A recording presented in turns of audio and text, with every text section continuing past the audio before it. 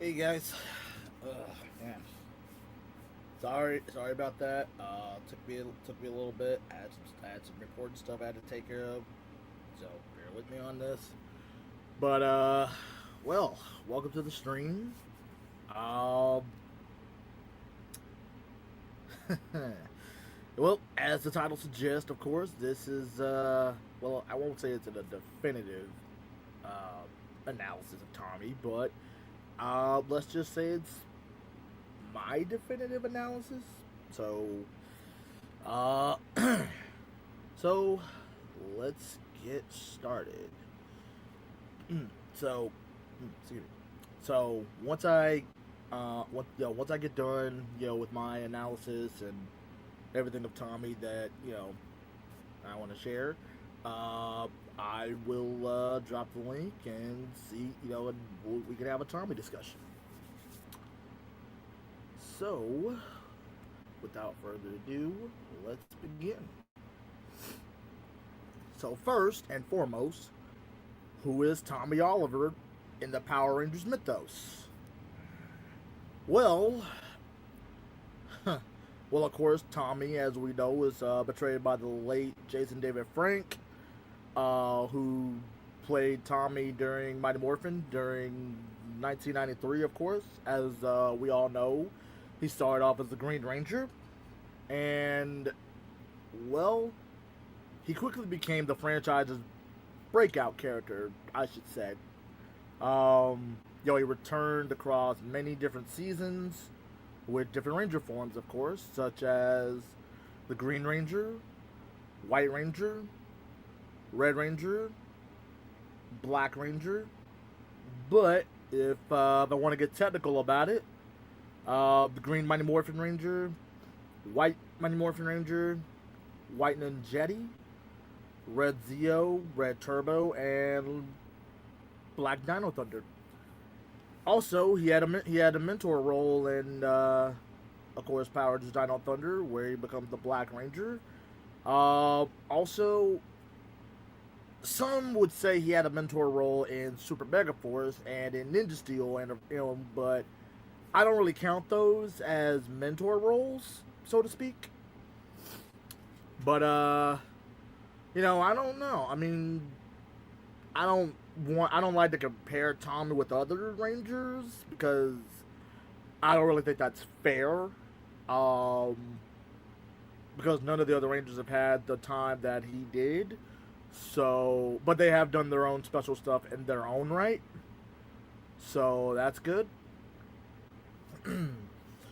So, my next point is, what does Tommy bring to the Power Rangers? So, in this, I'm gonna go over what I think Tommy brought to Power Rangers. So here we go. Well, based off my recollection of Tommy, just during, like, when he first shows up and everything, uh, I mean, he was, like I said, he was introduced as the evil Green Ranger, brainwashed by Rita, you know, and if you guys know, I think that was like the very first time that the show introduced, the show introduced, like, a ranger who wasn't automatically good, um, a storyline with emotional stakes that wasn't just a monster of the week formula, redemption arc that I think felt earned more than instant. Not to mention, like, the arc set up the template for future corrupted rangers, rival turned ally characters, and more serialized storytelling. So Tommy proved that the show could handle complexity without losing its, kid friendly tone. So I think that that's a pretty good thing for Tommy. Um, Now, I wouldn't say that Tommy's the most powerful ranger, honestly. I do think that there are other rangers that, like, can beat Tommy. Um, You know, I mean, like, I know everyone loves to say, like, hey, Tommy's the best, because, look at all his Ranger forms, and, but I feel like that's just on a surface level. That's like a surface aspect that people tend to look at when it comes to Tommy.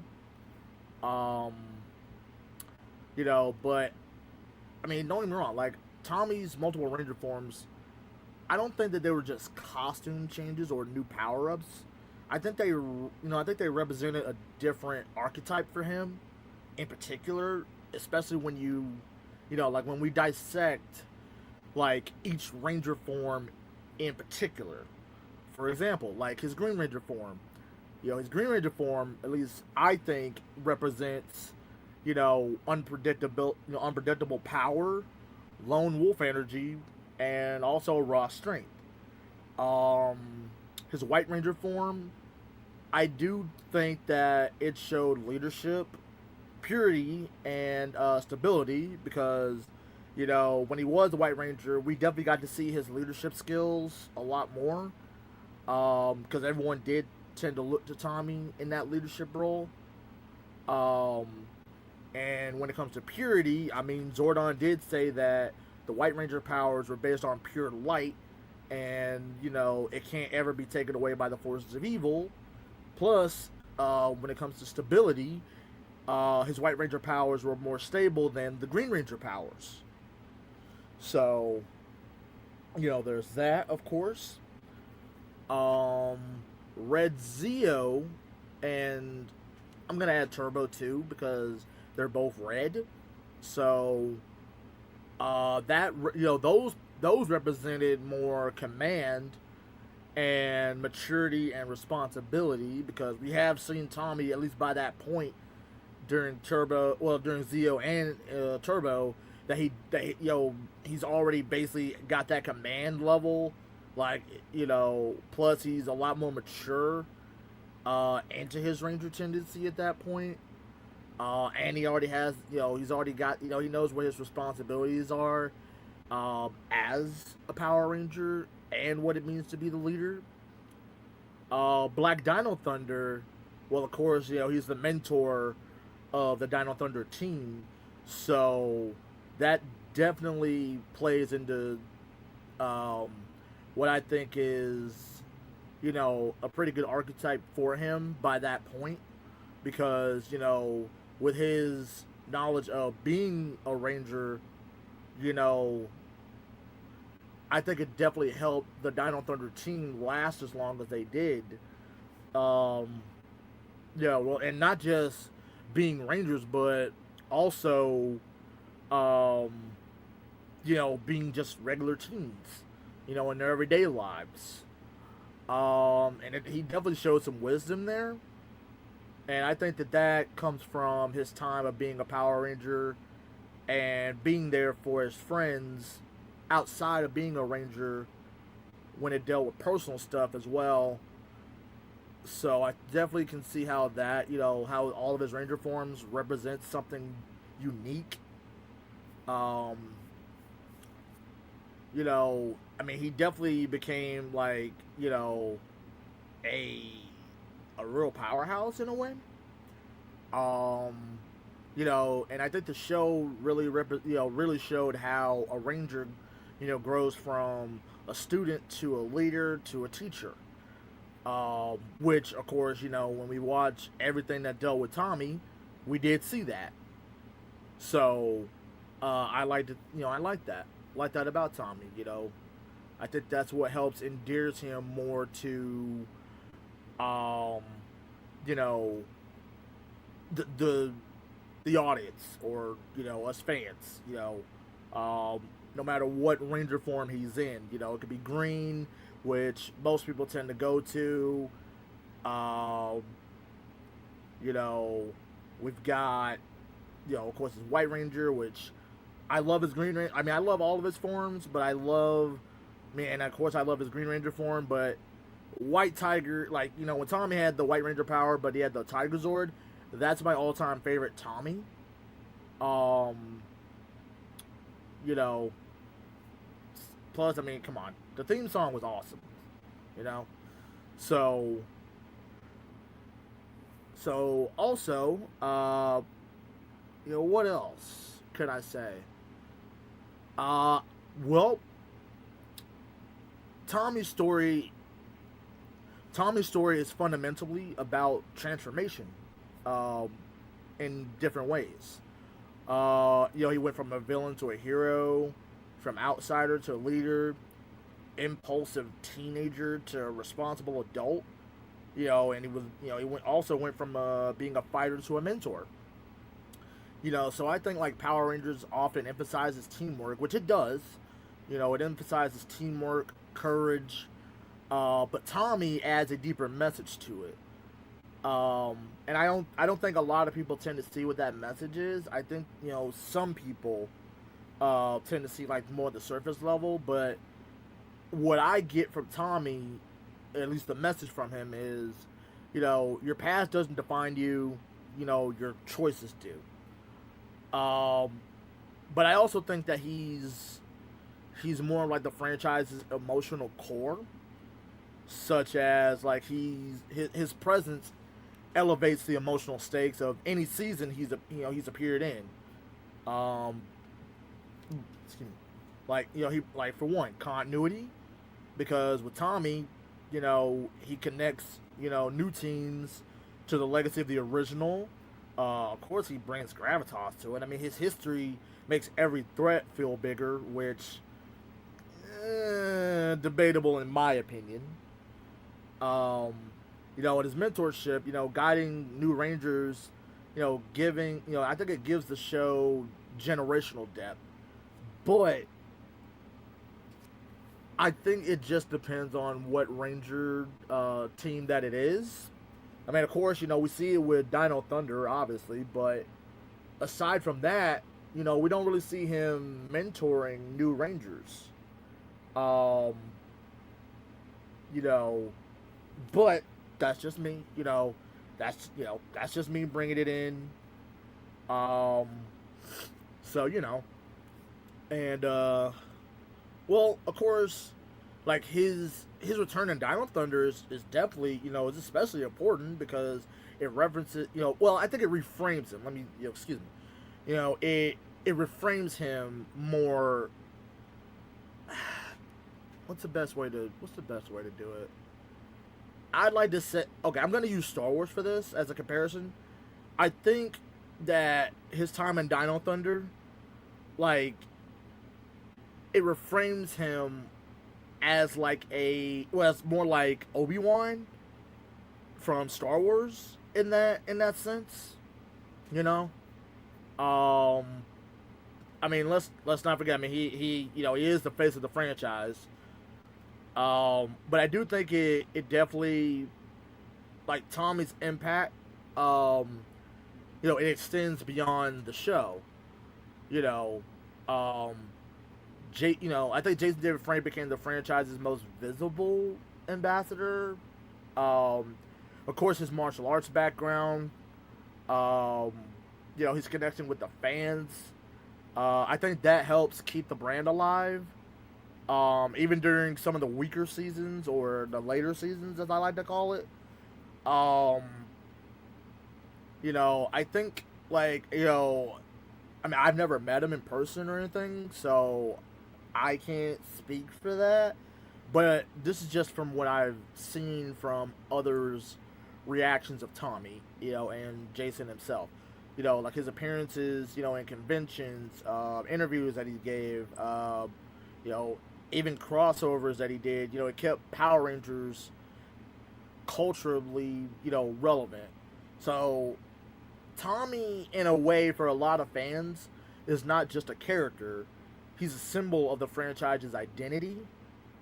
Um, like and let's also not forget, um, you know, the one thing I don't like as far as that is like when people compare Tommy to, well, or at least like people compare other Rangers to Tommy, because like, in different areas, I feel that other Rangers have done it a little bit better than Tommy, or a lot better than him.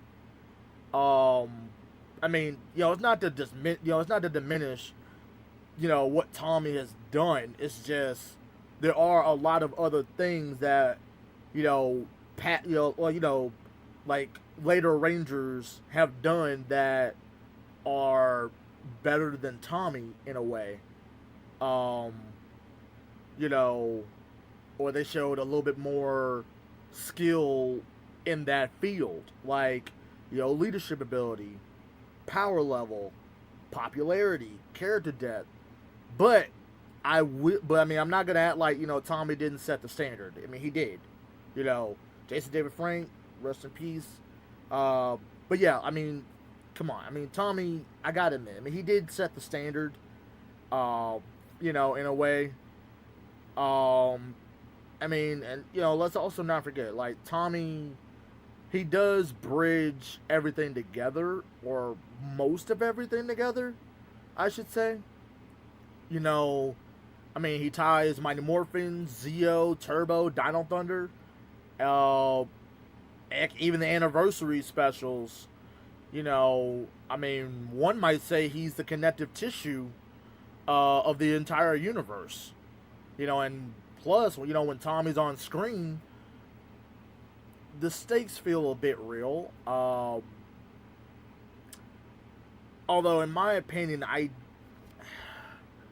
don't really feel okay. Like I feel like after Forever Red, when when we got the legendary battle and Dimensions in Danger, like sure, I mean like okay, when it comes to Dimensions in Danger, um, I do like that, but I do feel like the stakes are already big without Tommy even needing to be there. Um, and Legendary Battle for Super Mega Force, I feel like, uh, they really just added Tommy in there to, I guess for shock value or, to, I guess, help the Mega Force team a bit. But that's just me.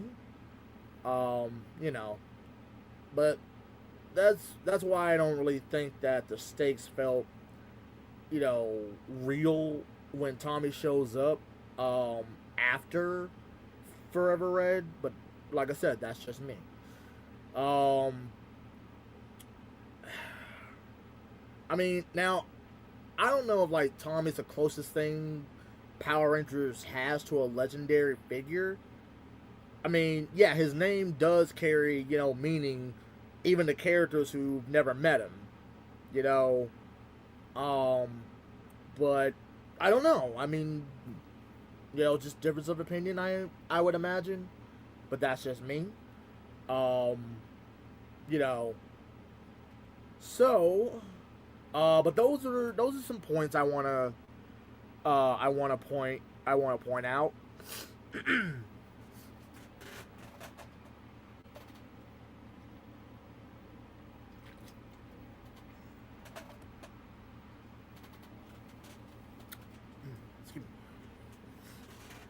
So now I want to go into why I think Tommy resonates so strongly with audiences. Um, Number one, of course, he's flawed, but he's heroic. I mean, he struggles, he fails, he doubts himself. Of course, loses powers, but what Ranger hasn't lost her powers at this point? He regains them. Again, what Ranger hasn't done that? But and he keeps fighting. And again, what Ranger hasn't done that? Of course, number two, most Rangers only get, like one season. Tommy gets an entire life arc, as I like to call it. Because when he's introduced in Mighty Morphin, um, from, yeah, I mean, like, from when he's in Mighty Morphin, at least when he's introduced to, when he loses his Green Ranger powers, you feel, I mean, honestly, you feel like that's like a one and done kind of thing. Like, hey, we've got to know this character, we like him, we love him at this point, okay. But, I mean, he did bring him back, to get his, as Green Ranger again. He also lost the Green Ranger powers again. Then he got his White Ranger powers for a while. He became the leader of the team. I think that definitely showed more of him as developing, as time goes on. Same thing with the Zeo and Turbo powers. Then of course, by the time the Turbo powers, like by that point, he wanted to be like, Tommy. As we know, Tommy, felt like, okay, I've been a Ranger for this long. I want to kind of live my life. I want to see what I can do. Being not a Ranger for a while, see what that gets me. Which is why we don't see him after that until Forever Red. And as we know, he didn't lose the Zeo powers. And of course, after Forever Red, we get to see him in Dino Thunder. We get to see what he's been up to, in Dino Thunder, and he becomes a school teacher. And I really like his dynamic in Dino Thunder. I don't think that a lot of people touch on that enough, because it's mostly always been more like the Green Ranger thing, and I get the Green Ranger thing, I get it, but look at when he's the White Ranger, look at when he's the Red Zeo, heck, even Red Turbo, even though Red Turbo is like my weakest. Like if I had to rank my favorite versions of Tommy, Red Turbo is like the last one on the list. Like he's the bottom. White Ranger is when he has the white tiger tiger power, that's my number one. Of course, Green Ranger was my number two. White Ranger, like the White Ninjetti, shit, like from the 1995 movie and the show, is my number three. Red Zeo is number four, and of course, Turbo is number five. Now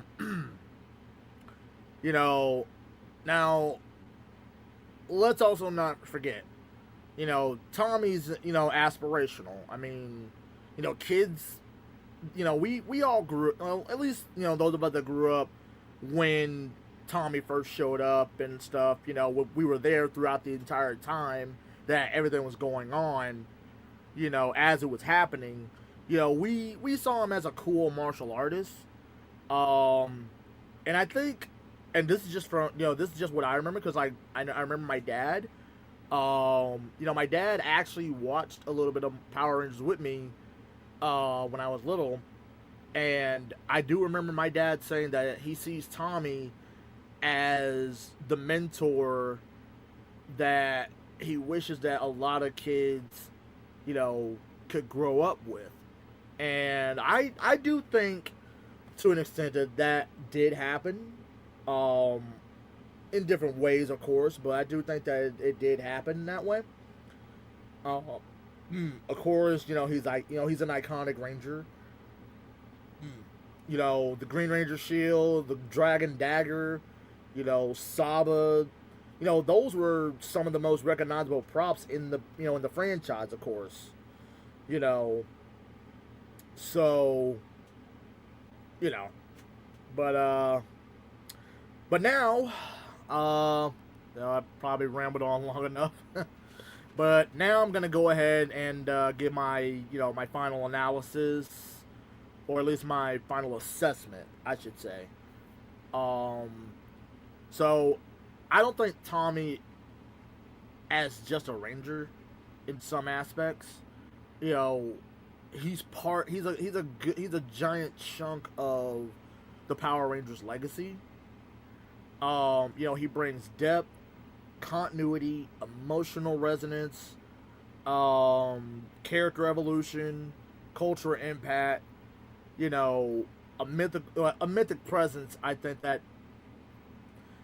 a lot of other Rangers can have, but I think they're they're pretty much overshadowed by Tommy in a lot of ways. But I guess if Power Rangers is a universe, then I guess Tommy would, be considered its North Star. So,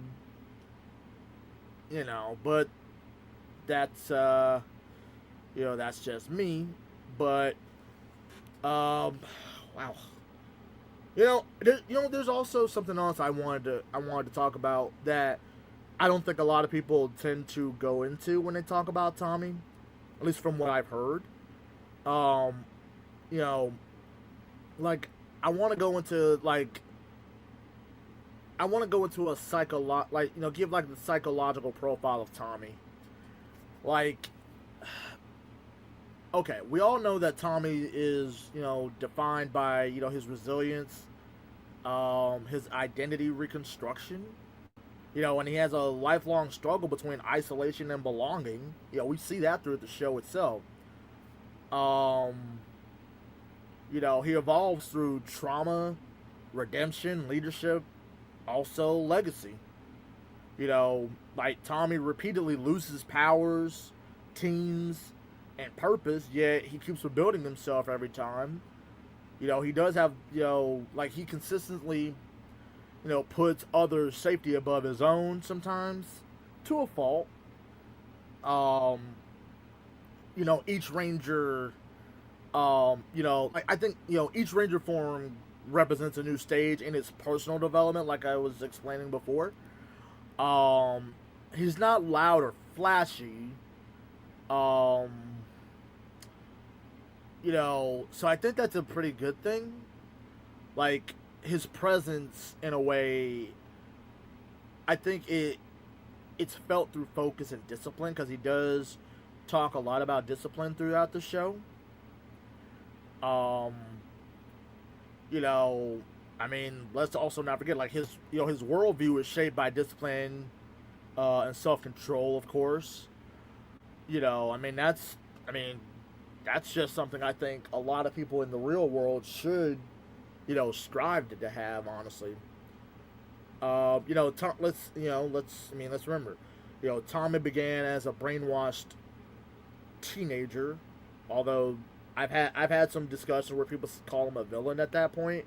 But I'd like to think that when he first introduced and he gets brainwashed, he's just a brainwashed teenager. He doesn't really count as a villain, which I think that left a permanent psychological imprint on him. When you think about it, he has persistent guilt. He wants to try to prove himself. He has a fear of losing control again, which is why he often overworks himself, overstrains, or he even isolates himself. He's terrified of being a danger to others, you know, and maybe, maybe he's like maybe he's kind of like the template for like how Merrick is in Wild Forest a little bit. Like the lone wolf who learns belonging, because during the earlier arc, Tommy, he's used to being alone.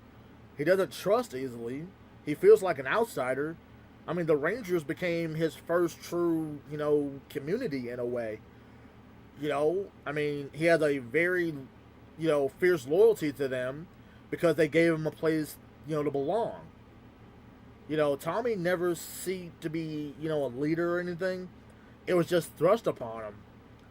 But I like to think that Tommy, he leads because others trust him, for one. Not to mention, I think he does feel responsible. Plus, on a psychological level, I believe that he does it because he feels like he still has to atone for what he did, which it creates a leadership style that's calm, strategic, sometimes burdened by self doubt, because like I said, we've seen that through the show. Very protective, of course, and I think that really, gives him something to strive towards during his later time of being, a Power Ranger and a mentor. Because by Dino Thunder, Tommy, he transitioned into a teacher, a guardian of Ranger history, a living symbol of the legacy, really. But psychologically, I think that it's Tommy finally forgiving himself because he becomes what he. From my perspective, I think that it gives him what he wants. Like, he becomes what he wished he had been when he was a teenager. When he first started. You know, um, I think it gives him more of a stable, wise, kind of person who believes in who you are when you like even when you don't.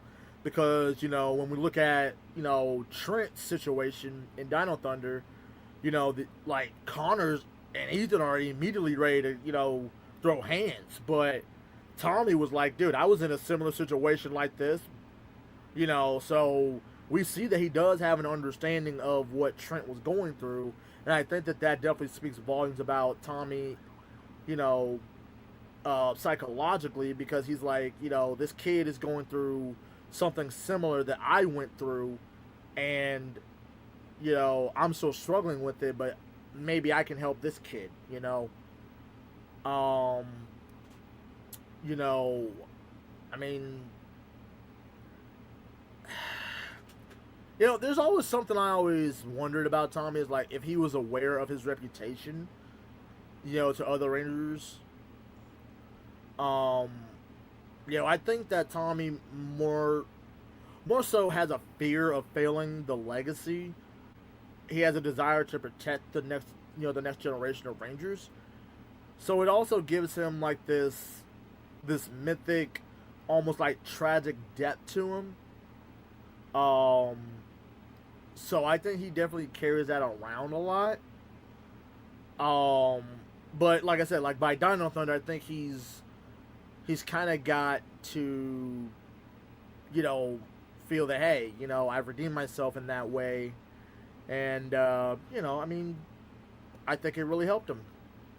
Because Tommy has always emphasized, like during the earlier days doing martial arts, it helps you stay out of trouble, helps you with self discipline, helps you with control, knowledge, so and me as a martial artist myself, I definitely, understand where he was coming from when he was saying that, you know, but I do think that concept works even when you're not, even when you don't have to do martial arts. You can apply that to everyday life if you know how to do it. Um, so I guess now I guess I can go over maybe some of the symbolism that his ranger forms kind of gives him, I guess. Um, so like his Green Ranger form, I guess I'll start with that since it came first. I think his Green Ranger form is more of like uncontrolled power, and I think the symbolism behind it is, it's raw potential, chaos, definitely an identity crisis, and the danger of power without guidance. Because I do think that like he didn't have Rita's guidance with that, nor did he have Zordon's until he joined the team. So we definitely get to see when he's the evil Green Ranger that type of power without guidance symbolism. Um, and I think that the Green Ranger it's Tommy when he's at his most unstable and most vulnerable. I mean, sure, he's powerful, but he's not stable. Um, you know, he he's not really directionless in a way, or at least he doesn't really have direction. Um, I mean, of course, his brainwashing, from Rita, I think, of course, what we all associate with brainwashing would be vulnerability, manipulation, the struggle, to reclaim oneself. So I think, when he breaks free from it, I think it marks, you know, his psychological mindset of, you know, this redemption arc that he wants to go on, but we don't really see it, at least, like, we don't see it psychologically, um, because the show doesn't really touch on his psychological mind of the trauma that he went through, from all of that. So, um, So now I'll talk about his White Ranger form, which is definitely, of course, like I said, that's definitely, one of my top favorite Ranger forms for him. Um, I think it represents purity, definitely renewal because, when we got the two-part episode White Light, we got to see how it was more of a rebirth of Tommy coming back as a Power Ranger. It definitely has, and it definitely gives him balance in a way and ascension. Because the White Ranger is Tommy's. Well, I guess in a way it's a spiritual reset for Tommy. If you look at it, because I mean he becomes a leader, a symbol of hope. I think he becomes more of a stabilizing force for the team. You know, I think White represents clarity, and I think Tommy finally knows who he is and what he wants to stand for by that point of being the White Ranger. Um, so now Red Zeo, I think that that represents more of a responsibility and maturity, and I think it symbolizes like growth, like his growth, his duty, structured power, his confidence, because Zeo powers are based on ancient geometry and order, and I think that reflects Tommy's shift into being a more disciplined leader, someone who embraces responsibility, a ranger who understands the weight of command. So I think that Red Zeo is. I think it's Tommy kind of stepping into adulthood because I did feel like Tommy was kind of, becoming more of an adult, um, by Zeo. So I definitely think that, Red Zeo is Tommy stepping into adulthood. Now, Red Turbo, you know, I always, I really had a tough time trying to figure out what Turbo represented for Tommy. Um, because the best I could come up with would be it represents transition and letting go. Um, like, like, Turbo is Tommy's transitional time in his life. It's a transitional time in his life where he goes from transitioning from being a Power Ranger to living a normal life. Um, but I do think that Tommy had a difficult time moving on from that, and I think he had a fear of losing his identity because, for him, being a Power Ranger was his identity. Um, Plus the acceptance that leadership must be shared with others. I think his departure in Turbo, um, I think it's his first major step away from the battlefield, so to speak.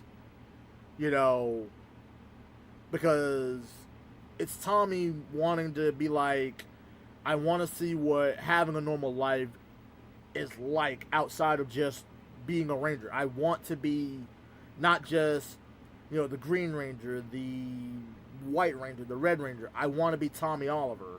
I want to see who that person is. I want to find out what kind of person is Tommy Oliver. So I think that's my best analysis that I could really give for what Turbo represents for Tommy. Now, Dino Thunder, that's obvious. That's legacy and wisdom. That, I mean, it gives him, experience, mentorship. He's like the elder warrior archetype, if that makes sense. Um, Now, like, and, so in Dino Thunder, I think Tommy, I mean, we know, like, Tommy definitely becomes a mentor. Um, of course, we know he's a historian. Of course, They emphasize that throughout the entire season. Um, but I think Black Dino Thunder, at least Tommy during Dino Thunder, I think that's a stage in his life where, at least I think that he's more at peace with his past, and he's using it to guide, others like the Dino Thunder team. Um, you know, so I think that's the best I can really give uh, for Dino Thunder as well. But that's just what I got out of it. Um, so I guess I'll go ahead and give my final, my final thoughts and everything, and I'll go ahead and drop the link for you guys. So I think Tommy's psychological arc is definitely one of the richest in any long running franchise. I mean, look at him. He went from a weapon as a Green Ranger to a warrior in, as a White Ranger, a leader by the time of, Zeo and Turbo, and he became a mentor by the time of Dino Thunder. But after that, he's practically considered a legend. So, you know, I believe that each Ranger form symbolizes a different stage of that evolution. So, you know, so I think that that's more of a, well, that's just what I got out of Tommy necessarily, and what his Ranger forms like, symbolized. But I also like to think that it was more of a psychological thing because I wanted to touch more on Tommy's psychological side that I don't think we don't really see in the show. Um, you know, I think we get like maybe glimpses of it, but I don't think we really just touch on Tommy's mental state or his psychological, arc that he really goes on. Um, you know, through each Ranger form. Because most people tend to talk about, hey, his Green Ranger form was this, his White Ranger form was that, uh, you know, his Red Zeo form is this, he was okay in Black Dino Thunder, stuff like that. It's just, yeah, we get it, but have you ever thought, have you really just dived into what his character might have been thinking, like, mentally? Like, the scars that it might have left on him? And what, like, each Ranger form, or at least, like, what he might have thought that each Ranger form represented to him personally? Because we never see him talk about the psychological scars that, that it had on him. Um, you know, so I felt that this would be a good way to touch on some psychological, uh, side of Tommy that I don't think anyone's really just gone into. So, but yeah, so there. That's my analysis of Tommy and all of his Ranger forms, and you know, hope you guys enjoyed it. So now I'm the gonna drop the link for you guys in the chat.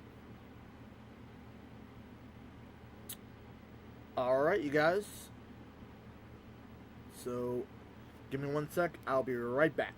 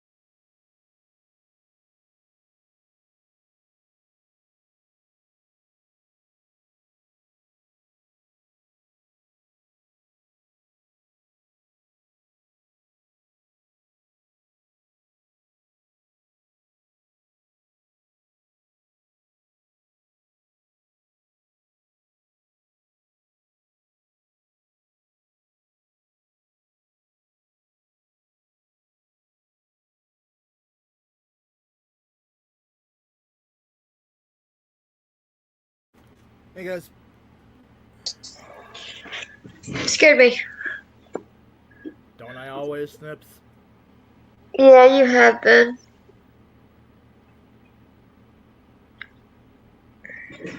What? You sometimes make me jump when you went to go do something, and I'm like just Doing doing something something else when right you now? made me jump.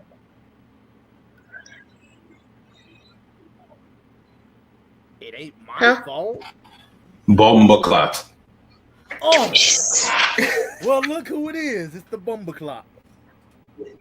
I'm sorry. How you guys doing? Good. Doing well, man. How about you? Hey, Fantasy Mage, how you been? Busy and good. Good, good. Hey, busy is good. As long as it's Yeah. good busy.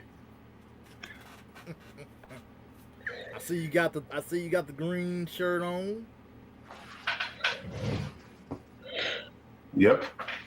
I should have put Represent. on the Okay. White Ranger shirt, but it's all good. I mean, I have no, look, I got the Dragon Dagger and I got Saba over there, but I don't feel like pulling them out of their boxes. Oh yeah, same. Well, Which the Star Wars Hasbro book are you one is reading, like, Snips? Oh, it's a Star Wars book. I got the Mystery in Main Street. Hold on, let me see it. It's the first episode. Ah. Oh. I got a couple of these. Okay, so the book is going to give you a lot more detail about the movie. So you're going to love it. Yeah, I have almost all these books. So,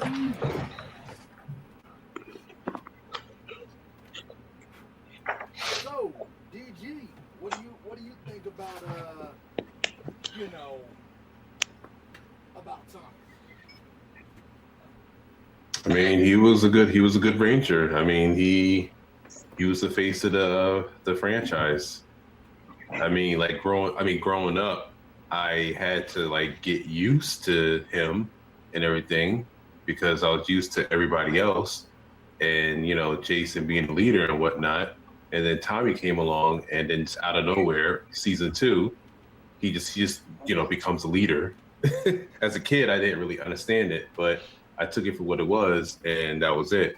But I did understand why. Like, seeing him, become, went from being the Green Ranger to the White Ranger to really like, becoming in tune with him being the leader then. I mean, that was pretty cool. I know he had a lot of focus episodes, but like him just like, embodying it and, honing the White Ranger powers, it was a lot. I did like him as a White Ranger at the time a bit better than the Green Ranger, only because his powers were a lot more stable. I said this before in some of my videos, like when I did way back when I was starting to do videos, that it's like I said, I liked him a little bit better then because his powers were stable. Like he wasn't like running low on power. He wasn't reserving his power or anything like that. Oh, nice. Yeah, this is what my version looks like, Snips. Yeah, I got mine a little bit different than yours. I know. Continue, DG. But yeah, he wasn't like, like they wasn't putting him back on the reserve, like, oh, we got to conserve your powers or anything like that when he was the Green Ranger. Like, I'm telling you, like, ever since Rita weakened him from that green candle, it was like almost a wrap for him. Now, had he kept his Green Ranger powers like solid, then, it'll probably still have been one of the strong. I mean, it's still one of the strongest forms, but it would have been a lot stronger had he just like kept it steady. But when he became the White Ranger, it was a lot more steady, and and that was good. And then when he became Zeo, now I'm a little biased when it comes to Zeo because I've seen as a kid, watched the 3 seasons of Mighty Morphin was kind of getting to me. And as soon as he went to Zeo, I'm like, yes, finally, a different color suit, And Tommy was finally a Red Ranger because, in the Super Sentais, the Red Rangers are always or almost always the leaders. So him being like the Red Zeo Ranger and everything, I actually thought it was pretty cool. I mean, I like the outfits. I mean, I like the helmets. Yes, the shapes on it were weird and everything, but I like that. That form was pretty much. I mean, you kind of said it already. That was more so like him maturing as a leader. Like he matured into that. Like he's a lot more seasoned, and he knows how to manage his team, lead his team, and handle a lot more responsibilities at that time. Even when Jason came back as a Gold Ranger, like he still held things down as a leader. And Jason said, "Hey, look, I'm not trying to come back and take the spot as leader or anything, but I'm glad that I left the Power Rangers in your hands. But of course, we all know behind the scenes what really happened. But all that to say is that he he matured into that role. I mean, like I said, you said it. I mean, you said pretty much what I was thinking. And I actually enjoyed him as Red Zeo, to be honest. I did, Red Battlesword and whatnot. I enjoyed that, but anyway, psychologically, mentally, he like I said, he pretty much like embodied being the leader. And then Turbo came, even though it was for half a season. I can't really say much about it because like he was there but not really there. But like when he transitioned his powers to to TJ and everything, that was pretty much like, hey, look, listen, I'm already like as Turbo, he was already seasoned. He's already like, hey, look, listen, I've laid down the gauntlet. Now it's I did my time. Now it's time to pass it on to someone else who can actually hold the mantle as the leader of the Power Rangers. And he gave it to TJ. So yeah. So for that, that was pretty cool. And then just like, coming back as a mentor in Dino Thunder, I actually like that. I mean, I didn't see it live when it first came on, but I did caught bits and pieces of it while I was away at school and everything. And I was like, oh snap. Like Forever Red, a little bit of Dino Thunder. I thought, okay, all right. And then he finally became a Ranger again. I mean, I was like, oh snap, Tommy's a Ranger again. But I feel like Black Dino Thunder, like yeah. I mean, he did his due diligence as the Black Dino Thunder, but like I felt like, I don't know, he didn't have too much shine or whatever. I don't know if that makes any sense. Like it just wasn't there like it was when he was like Green, White Ranger, Red Zeo. Like maybe it's because it was more so him trying to give other folks like the other, the younger team more shine and everything. I mean, technically it's their show. At that point, it's not really the Tommy show. It's like, hey, look, listen, I'm mentoring you. Look, do as I say. I used to be a Ranger. This is how I would do. This is what I would do if I was a Ranger. Now go ahead and defeat those bad guys. But yeah. I mean, like I mean, what I like about Tommy at least during Dino Thunder, is like, the teenage, like, the Dino Thunder team, they're not like he was when he was a teenager. And I feel like the way Tommy is, it's like, oh my God, like they're not like, bro, I'm trying to help you guys out. I'm trying to teach you guys something, bro. Y'all just not gonna listen to me, are you? All right, you know what? I see. Like screw these kids. They gonna have to do it. They gonna have to learn the hard way. Like they just have to bang their head up against the wall till they get the message. Yep. And then when he came back in Legendary Battle, I think I caught that later on, but like I did remember like hearing about him coming back and everything. And I believe that's around the time when I saw him. That was when I first saw him at Wizard World Philadelphia in 2013. And that's literally like the only time I've actually met him. Like I've seen him at cons like New York Comic Con and stuff like that. throughout the years and everything. But like me actually meeting him, I was like, because and I talked about this too on my videos as well. I bought the meet and greet. Like, as soon as I saw that he was gonna be there, I'm like, oh snap, it's JD, it's Jason David Frank. I gotta go see him. I bought the meet and greet before I bought the daggone general pass. I'm looking like, oh, I paid for the meet and greet. I'm like, I paid for the meet and greet. I'm like, yo, I'm good. I got the meet and greet. I'm good. I'm like, and then looking like, no, I gotta get the general pass. I'm like, what? I gotta get the general pass. Nah, but it was cool, you know. And then he walked in. I was like, oh snap, I'm actually meeting Tommy, you know. So I still have that poster somewhere. I think it's somewhere downstairs. I just gotta bring it out again. I should probably do a stream about that. Anyway, yeah, it was. So I did that, and it was cool, man. It was really cool, and that was like the first and last time I actually that was the first time I actually like met him, took pictures with him and everything. But like I said, I did see him at other cons, like New York Comic Con. I saw him at Rhode Island Comic Con in 2017 when he was on the panel with the Zeocast and everything. I was like, oh, okay, all right, like, okay, cool. But of course, I can kind of tell, like, as soon as JDF walks in, like, he takes presence because, you know, he is like the you know, he is the face of the franchise. Okay. So It'd be like that with him.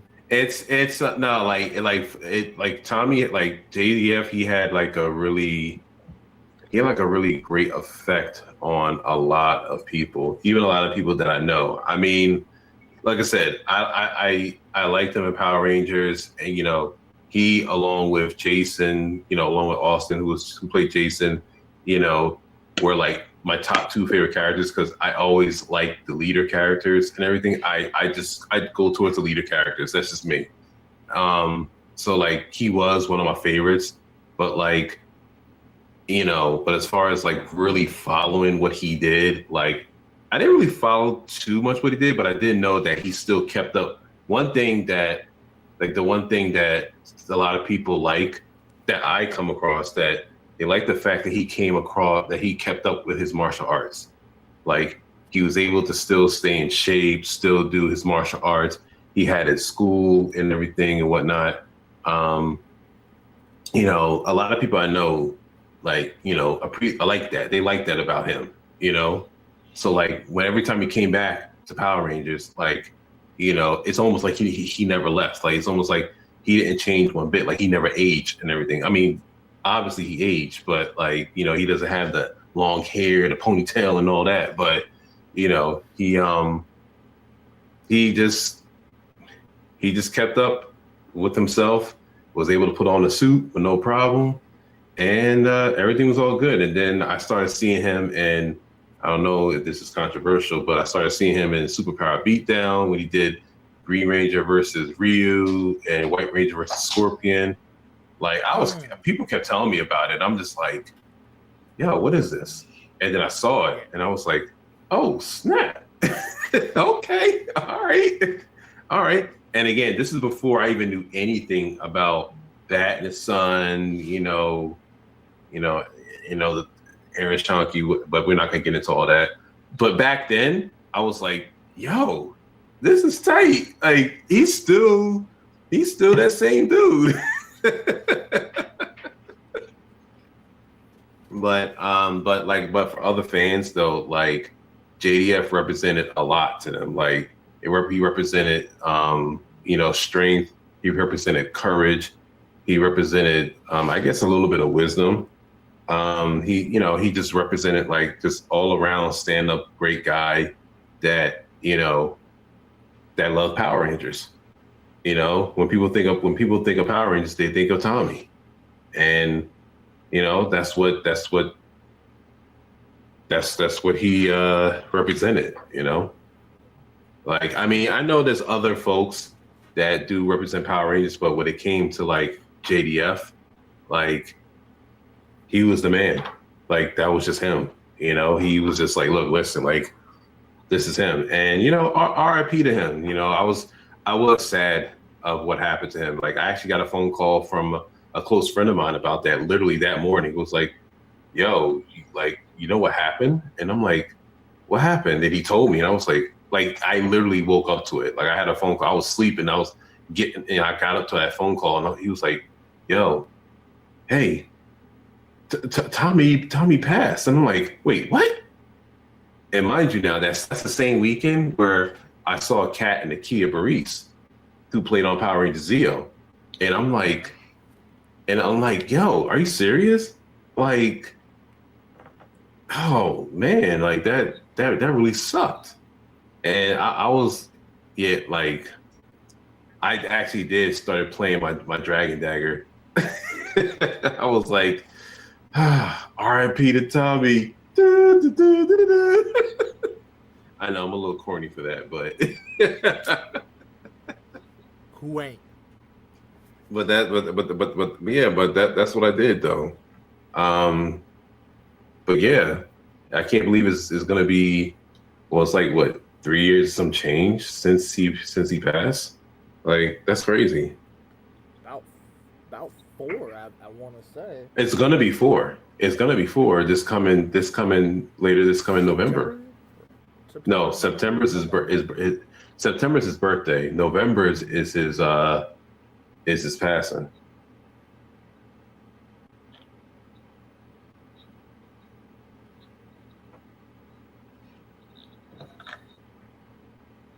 But yeah, like, it was. Oh yeah, Mean Greens did say we held our morphers up for him. Yeah, we definitely did that. We definitely did that. And then honestly, I think a year after he passed, I actually that was like my first YouTube video that I started doing YouTube videos. It really was not the greatest, but hey, I did it, And I still have recordings of like him when I saw him at Wizard World. But all that to say was that, hey, he represented a lot for the fans of Power Rangers. And that's all I got. I feel like I talk too much. Oh man, Ramondo said I watched the funeral live when they streamed it on Facebook. It was so sad. I kind of caught some of it. I didn't see all of it though. Oh. Oh man, dang. That man said he couldn't sleep. So, Snips, let me ask you.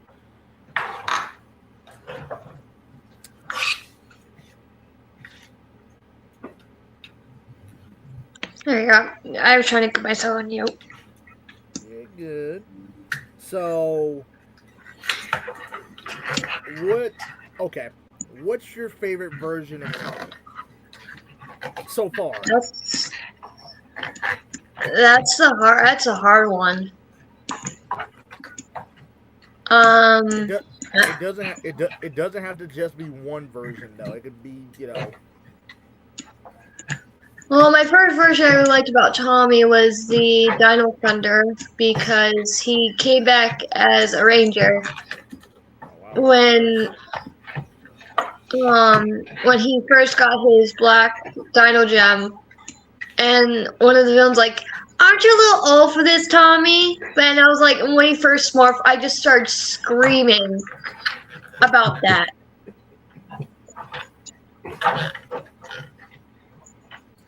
And then the second one was when Megaforce, when they were having this big battle, before all the Rangers got together. Like, this poor little kid was in the car that was about to tilt, and Tommy just came out of nowhere and tried to help the kid, but the kid was so scared, so he was about to help the kid to get out. Like, that just melted my heart. Wait, hold on. Now here's some inconsistencies with that. One, where the heck was the driver of that car? Two, where were the parents of this child? Three, Tommy, the car is literally teeter-tottering off this thing. Why are you jumping on top of it? Are you trying to kill this kid? Or save him? Which one are you doing? No one ever points that out, though. But I think it was like 1 year that Jenna Frank was supposed to be at Comic-Con, but I sadly had to miss it. And I really felt bad because it was like the only thing I can become part of Jason David Frank family, but I felt so sad that I had to miss it. Even when I had to go see Zordon, I had to miss it. Well, don't worry. You got there are gonna be other times. There are gonna be, like there are gonna be more opportunities for you to meet other rangers or the same ones. Yeah, but when I heard about his passing, it really broke me. Because I got added at a TikTok about a video, and it was someone posting that I was wearing a Blue Ranger suit. It was holding a picture of Tommy, and they told me he passed away. I'm like, that can't be true. That can't be. And I looked it up, and it was actually true. And during that salute video, I absolutely just started bawling my eyes out. Oh no. No, I don't know if I don't know if my TikTok is still up. I haven't been using it for so long.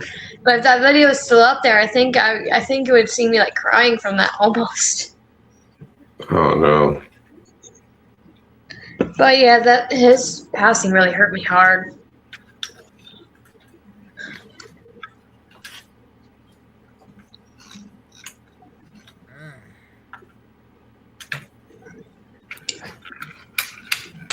And I'm also working on my Ranger Adventure story. Nice. Oh, speaking of which, DG. So, you remember that like my book about Ashley, and then I said I was doing one from Eric.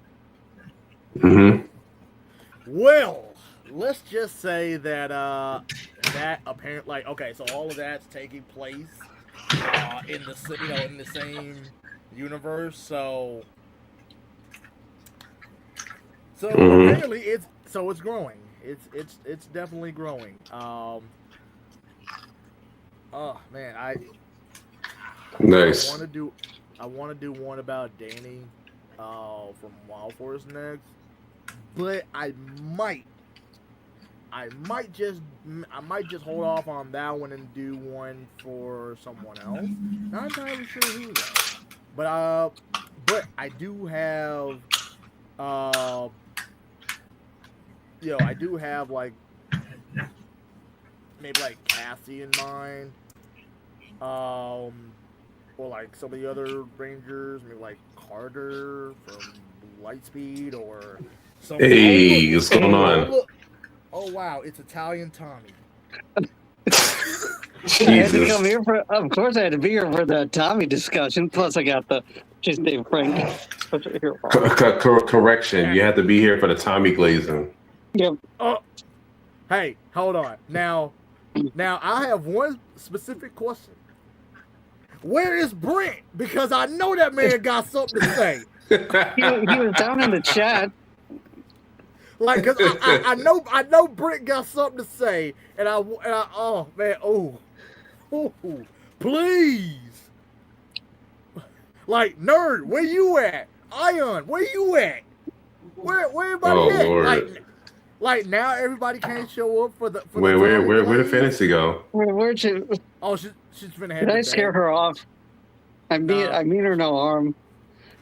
Gosh darn it, Romano.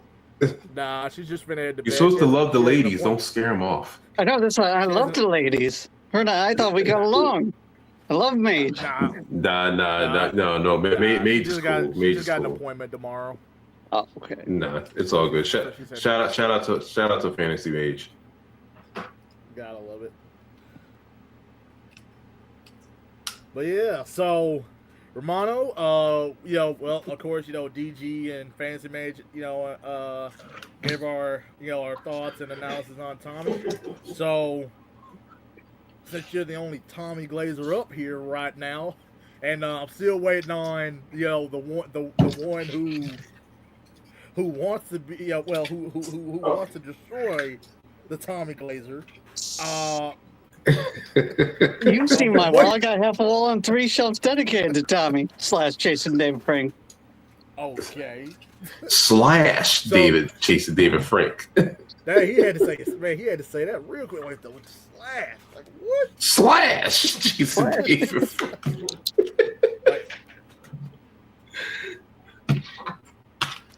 Oh man. I love you too, McKen.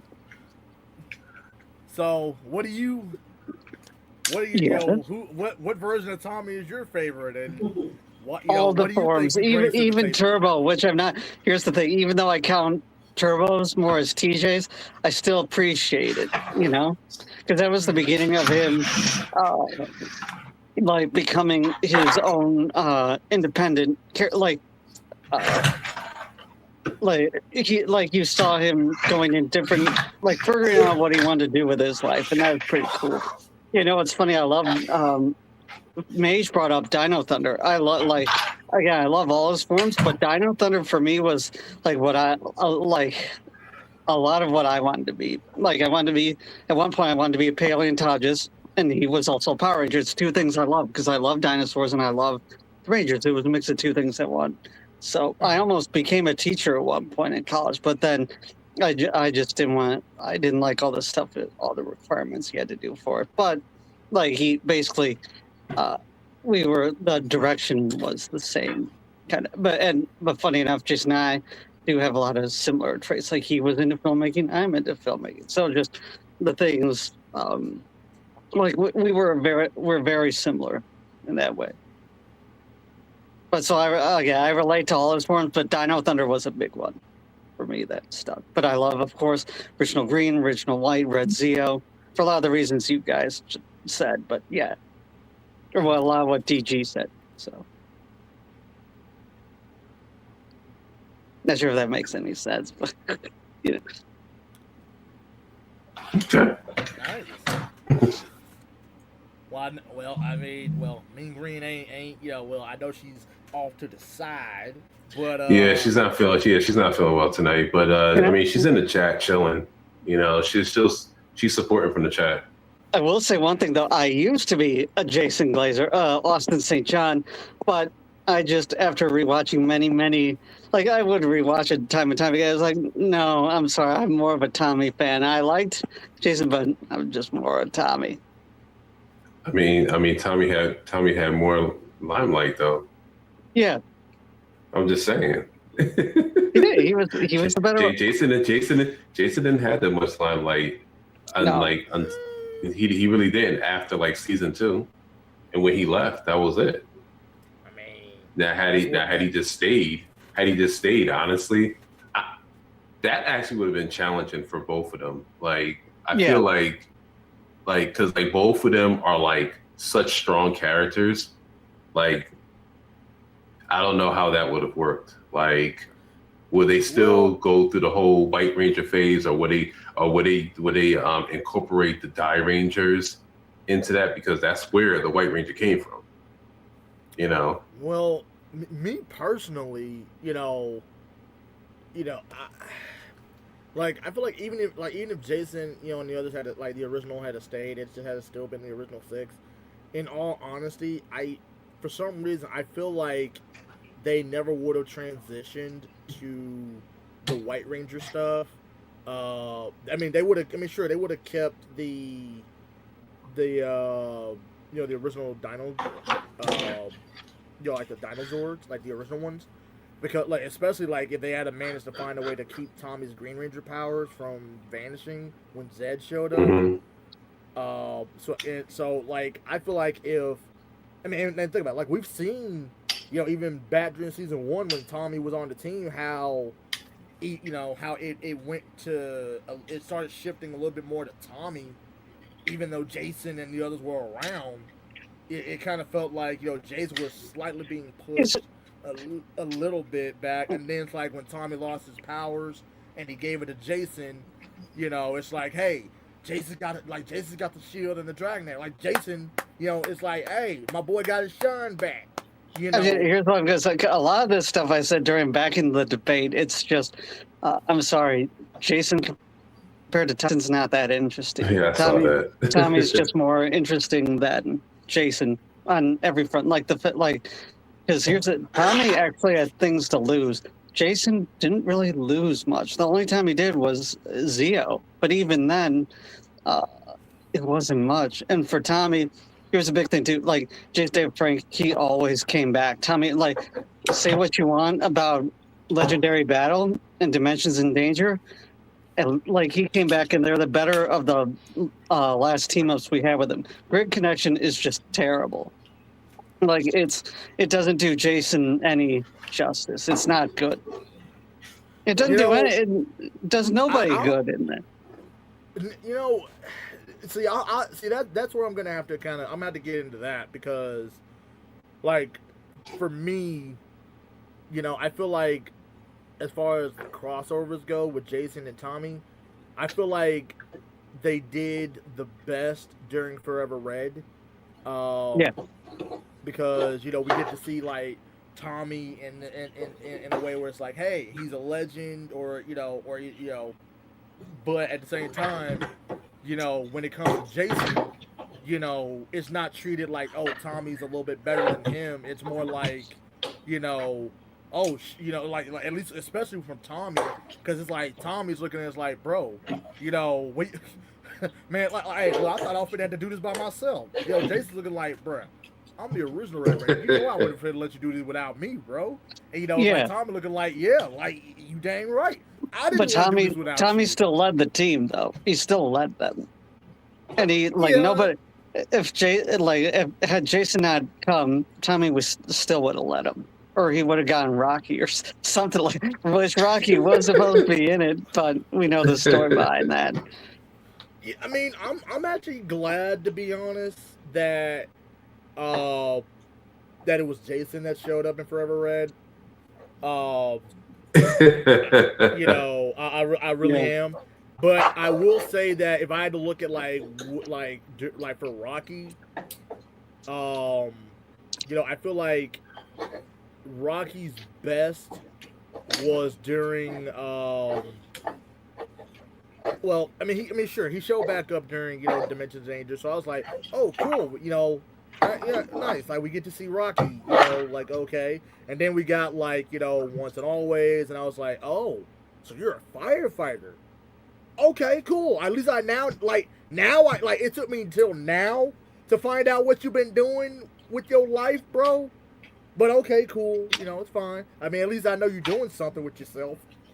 But like you said with the Beast Morphers crossover, I'm sorry. Look, I mean, I you could tell they were trying to kind of do a Forever Red 2.0 in a small place. Don't see it seemed like it, right? Yeah. Like if you really pay attention to it, they were trying to do another Forever Red with that, but they also basically did the Legendary Battle from Super Mega Force. It was just so horribly done, though. Better. I mean, it was still horribly done, but I will still take that over the Legendary Battle any day. I'll take Legendary Battle over Grid Connection. Because the stakes were higher with Legendary Battle, and believe me, it's a mess. It's a mess. Was it really? Yeah. Yeah, the Mavro is the army. Yeah, they built up to it. They built up to that mega mission. But the issue... No. They built it up since the start. Say what you want, they did it.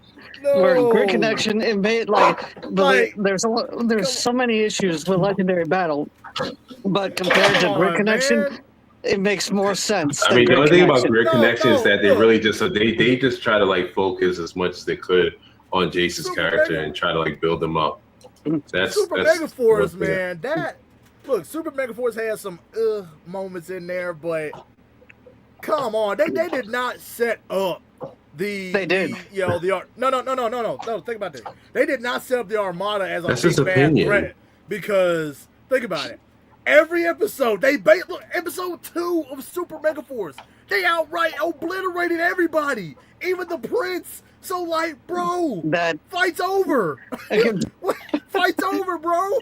My favorite part. Episodes for? My favorite part about that was when they was shouting out their when he went to Super Mega Force, when they shouted their Super Mega colors, and dude, oh yeah, and he got sick of his like already. Yeah, okay. See that? Look, that That's right like there. one of my favorite parts about Super Mega Force. That is definitely one of my favorite moments because, oh man, like I mean, look, like you know, but I will say, look, what one of the reasons why I hate Super Mega Force, you know, is because you wasted all these powers, like all of the powers you wasted, but the one you wasted the most that I will never forgive is when they transformed into Mighty Morphin and they whooped their asses like Mighty Morphin was shit.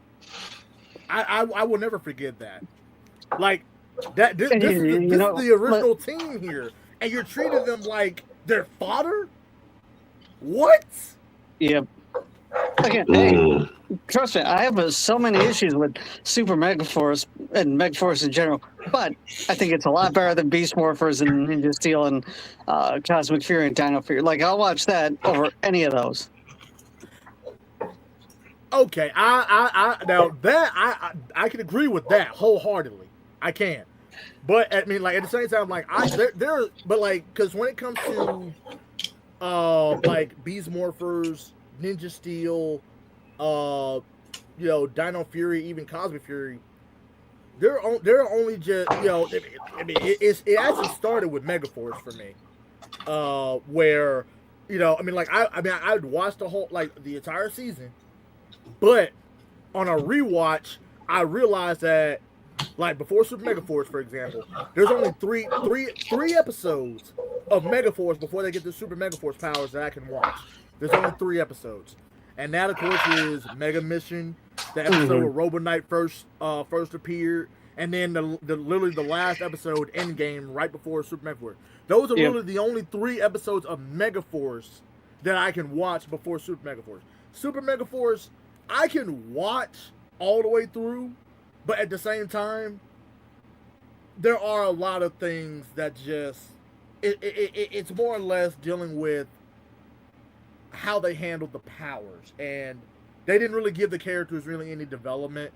You know, like in all honesty, like if I had the choice or the chance to at least do something with Troy and Noah, for example, what I would have did was I would have had Troy go from how he was in Megaforce and kind of become, you know, like how Marvelous is in Gokaiger.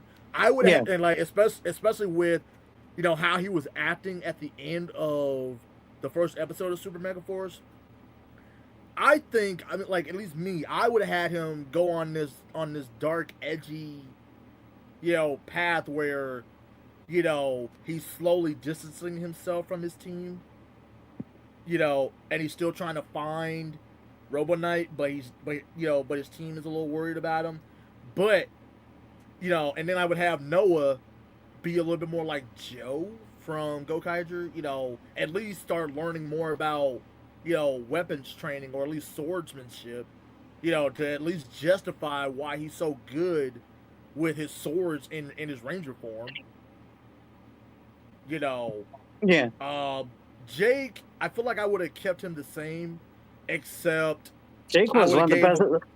He's one of the best parts of Megaforce and Super Megaforce, and people hated him at the time. But I loved him. He was great, and even Azim always, whenever he does a con, he always dresses up in his ranger suit. Oh yeah, he embraces it. I love that he embraces the Megaforce, like being a Power Ranger. He loves it. And it's like, yeah, dude. Like that speed, that's another thing. Speed, going back to Tommy Jason David Frank, he always embraced it. Like he was unapologetic about it. And as for when he dropped out of it near the end, it makes total sense because like he could. Yeah. He's been doing it since 1993. You know, he wants to move on from it. But he also saw where it was going. It's like, yeah, I see what Like he saw where we are now with it. Like, oh, it's just terrible now. No, they're not letting anyone be creative, and no, it's just check marks. It's like it's very like they're like bringing Zed back was a horrible idea. Just at least with like Megaforce and all that, at least they try new things. Even Ninja Steel, even though I dislike it, there are some good things in it, and they tried new things. And even I didn't hate Beast Morphers at first. I love some of the stuff they did there, but it just got progressively worse. And then we know what happened with Dino Fear and Cosmic Fear. Right. I mean, like with Ninja Steel, I mean, I think that, like, okay, if I had to judge whether it's great, good, decent, average, or just all around sucks, at least as far as Ninja Steel, I think Ninja Steel would just be like, okay, if I was to show someone who's never watched anything of Power Rangers, I think Ninja Steel would be one of those seasons where it's a quick, easy season for them to get into. You know, without having to worry about all the other stuff from the past. Like, you know, and it won't be so complicated. It'll just be something where they can literally just sit down, watch it, and be like, okay, I might like Power Rangers after Ninja Steel and Super Ninja Steel. I don't know. I'd be embarrassed to show anyone Ninja Steel. The only one I would show them would be Dimensions in Danger or Tough Love. Yeah, I'd definitely show them that. Yeah, that's about it. Everything, like, that's, again, the sad thing. The first 2 episodes of Ninja Steel are actually pretty good. They're not bad at all. Even Victor and Monty are tolerable. It's just the comedy got, like, progressively worse, and it got stupid. What's wrong with Ninja Steel? I don't know what was going on with the comedy, because the comedy, I'm sorry, and like every time Victor and Monty were on screen, and I mean, like, don't get me wrong, I loved their character because of how silly they were, but at the same time, it got to a point after a while where I'm like, okay, like now I'm just tired of seeing you on too much.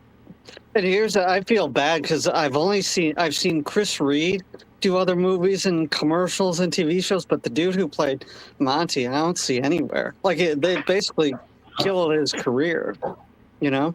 Nerd, you want to jump up? You want to cam up? I'm about to say, yeah, he been saying a lot in the chat. we need to hear this, nerd. Come on now. Yeah, he just wants to troll and chat. Oh, yeah, another good episode. You know, hey, if people got something, if they got a lot to say, they need to hit that link and let me shut up. But I had to come up for the Tommy talk in JDF because he's my favorite Ranger, so I couldn't. Oh yeah, I could not miss this opportunity to praise Tommy and Romano. It's okay. You're a Tommy Glazer. I am. I'm open about it. Okay. I glaze Tommy all day and night here. So he can't talk. Well, he got respiratory. Yeah, but he could talk a lot of stuff in the chat. At least he's able to do. Let me shut up. Let me shut up. Shout out to you, nerd. Shout out to you, nerd. Man, get that man. No, I know. I'm just messing with him. Yeah, I see your whole shrine.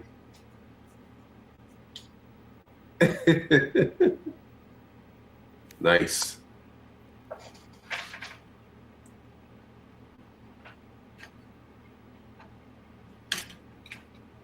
Lots of Tommy.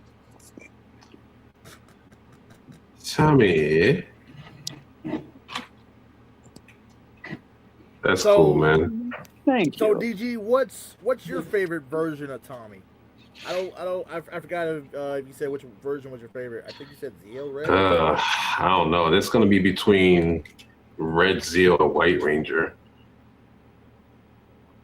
I like White Ranger because he was like that was his powers were solid, like I said, and Zeo because I just like seeing something other than Mighty Morphin.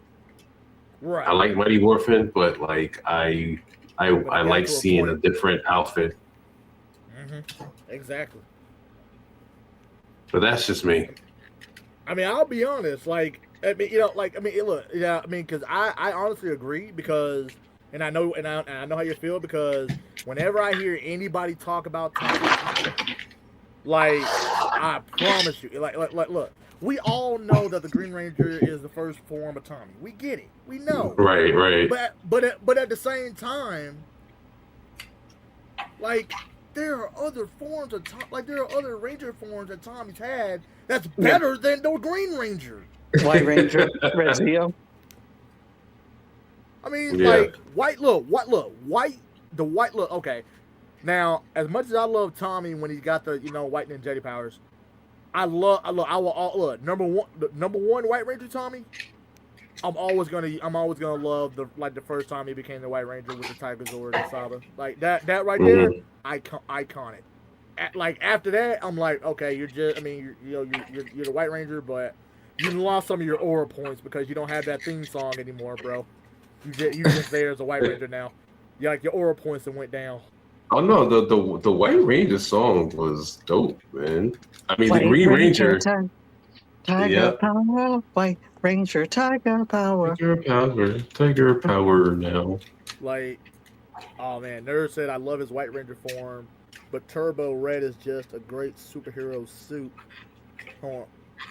I think Turbo could have been just as iconic as Mighty Morphin if had it been handled like the in space season. Oh wow, Nerd! You know what? You are the very first person that I have ever known to say anything like that about the Red Turbo suit, or just Red Turbo That's in general. Turbo has the same issue as Ninja Steel. Like it's like because I think it has good episodes in it, but the comedy just takes it way too far. And then it doesn't get good till Chasing to Space. I mean, again, there are some good episodes in the beginning, and then obviously when the team switches. But I love Divatox. Just again, Algar's comedy was just a bit too much. Like it was too much. It was. Like, like when Hillary came back, when Hillary Shepard came back. When Hillary Shepard came back as Divatox, I think it got better. Like, because Carol's was too jokey. Her Divatox. It did seem like that, didn't it? Yeah. It did seem like that. I gotta admit, like I gave like no cares about Elgar whatsoever until the episode where the Phantom Ranger first showed up, and saved Justin and everything. Like that was when I actually liked Elgar because I'm like, bro, like you were making me laugh. Like where did this comedy come from you all of a sudden? Like you making me laugh. Bro, where you been at, bro? Where you been? Where has this been this whole time? And then after that, it kind of went down, and then there was the pizza episode. I'm like, bro, yes, your comedy is getting in. What is going on? And then we got Chasing the Space, and oh my God, really, fool? You are the ones that destroy Zordon's tube? Heck no! Oh no! You get no love for that. Do you think it was good they brought him into space or no? Because Algar, like I think, like they had to. They had to bring some comedy in it, but he didn't really do too much in space though. I feel like he didn't really do too much in that. Took a spot for that. Hey, so you could use it. Hey, Dee. They should use the Car Ranger crossover. Yeah, because they did. I think it was that Zeo. I think Zeo transitioned into Turbo in the Super Sentai, and also Turbo transitioned into space. Yep. No, I remember. they not the Sentai. They fought. No. They fought each other in the crossovers. No, in the Super Sentai. Yep. I remember, I know which one you're talking about. I was mixing up. O Ranger versus Car Ranger. They fought each other, and Car Ranger and Mega Ranger, they fought each other as well. Oh, okay.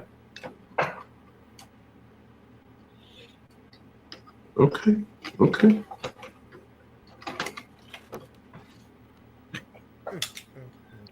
was trying to think about how to turn this back to Tommy. Man, I'm trying to figure it out myself. Like, okay.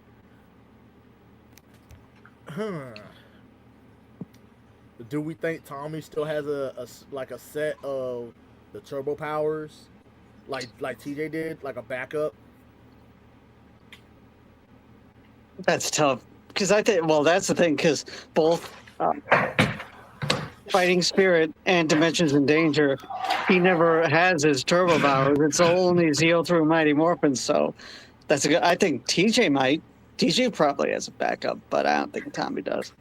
In the comic, we know he did, but I don't Different know. continuity, I'd want to say for the comic. Yeah. Oh, Nerd said most iconic Tommy Zord. The Tiger Zord. Dragon Sword. Damn. One said, I hear White Tiger, and I hear Dragon Zord. I mean, the only reason why I'm saying White Tiger is because it's. Look, I love the Dragon Zord, but I feel like, okay, we get it, you know. Yeah. It's talked about too much. Talk about, you know, like Tommy's got other Zords that are iconic, you know, and I feel like the Tiger Zord is. And I don't disagree with that either, because that was a big deal. That was a big. I remember the hype for that back in the day. Same with you were talking about Dino Thunder earlier. I remember the hype for that too, because I still got the Tommy trilogy recorded and stuff like that. I woke up for that. That was huge. Oh, so Nerd, you're more of a Falcon Zord guy, huh? Okay. I like the Red Battle Zord from Zeo. Red Battle Zord was cool. Yeah, I like the Red Battle Zord. Since you guys are picking Dragon Zord and Tiger Zord, I'm gonna say Red Battle Zord. But I actually like the Red Battle Zord. It's a cool. I thought that one was pretty cool. Mm-hmm. It really was.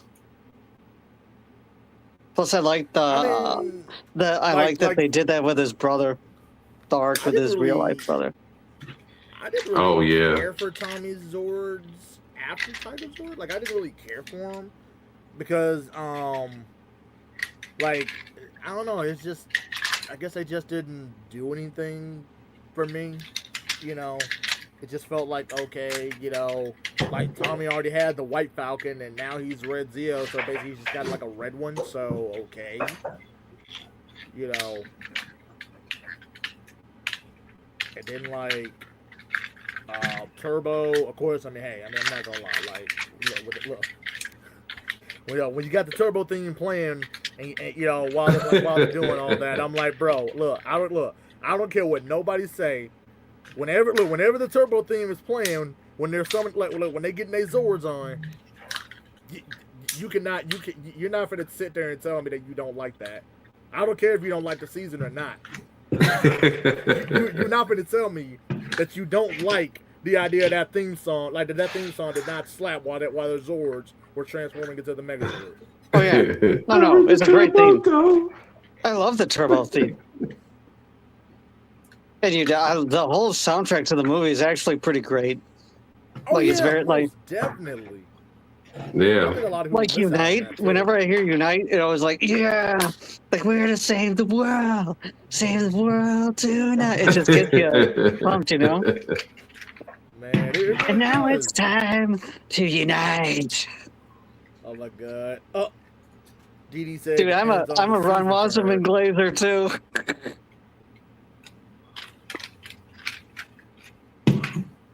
Oh, okay, Nerd. Well, okay. He said he likes Fighting Spirit, but he also Fighting Spirit's that and Return of the Green Ranger. Fighting Spirit and Return of the Green Ranger. Of course, I love the entirety of the Green. Well, you know, like Green with Evil. Of course, I love the 2-part Green Candle. You know, plus like White Light, definitely love that. The first 2 parts of that. He had a lot of But see, I actually like Return of the Green Ranger. Return of the Green Ranger was cool. But I like, you know, seeing him fight, like seeing him fight his old self. Mighty Yeah, Morphin see- Mutants, two heads are better than one. Where there's smoke, there's fire. He had a great fight scene Oh in yeah, there. love that. What else? Rocky just wants to have fun. Dave the Dino, Black in Black. He had so many great. What else? Demon Distress. Game On. Oh, Game On is not Uh-oh. a great episode as that is. His fighting in that, Like the white- it's like old. Just It's like like the old days Stranger. in Game On.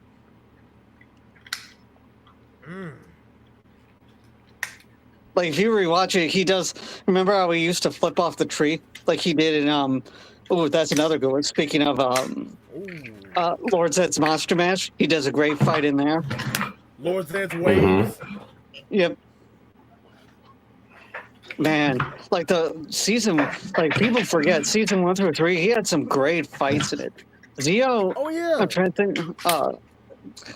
I think that's why a lot of people tend to, like whenever they bring up Tommy, a lot it's more of like during his Mighty Morphin days, but more of the Green Ranger because it's the one that they push a lot. It's kind of like how it's kind of like how Batman, well, no, like Superman is the original superhero, but they push Batman the most. Oh yeah.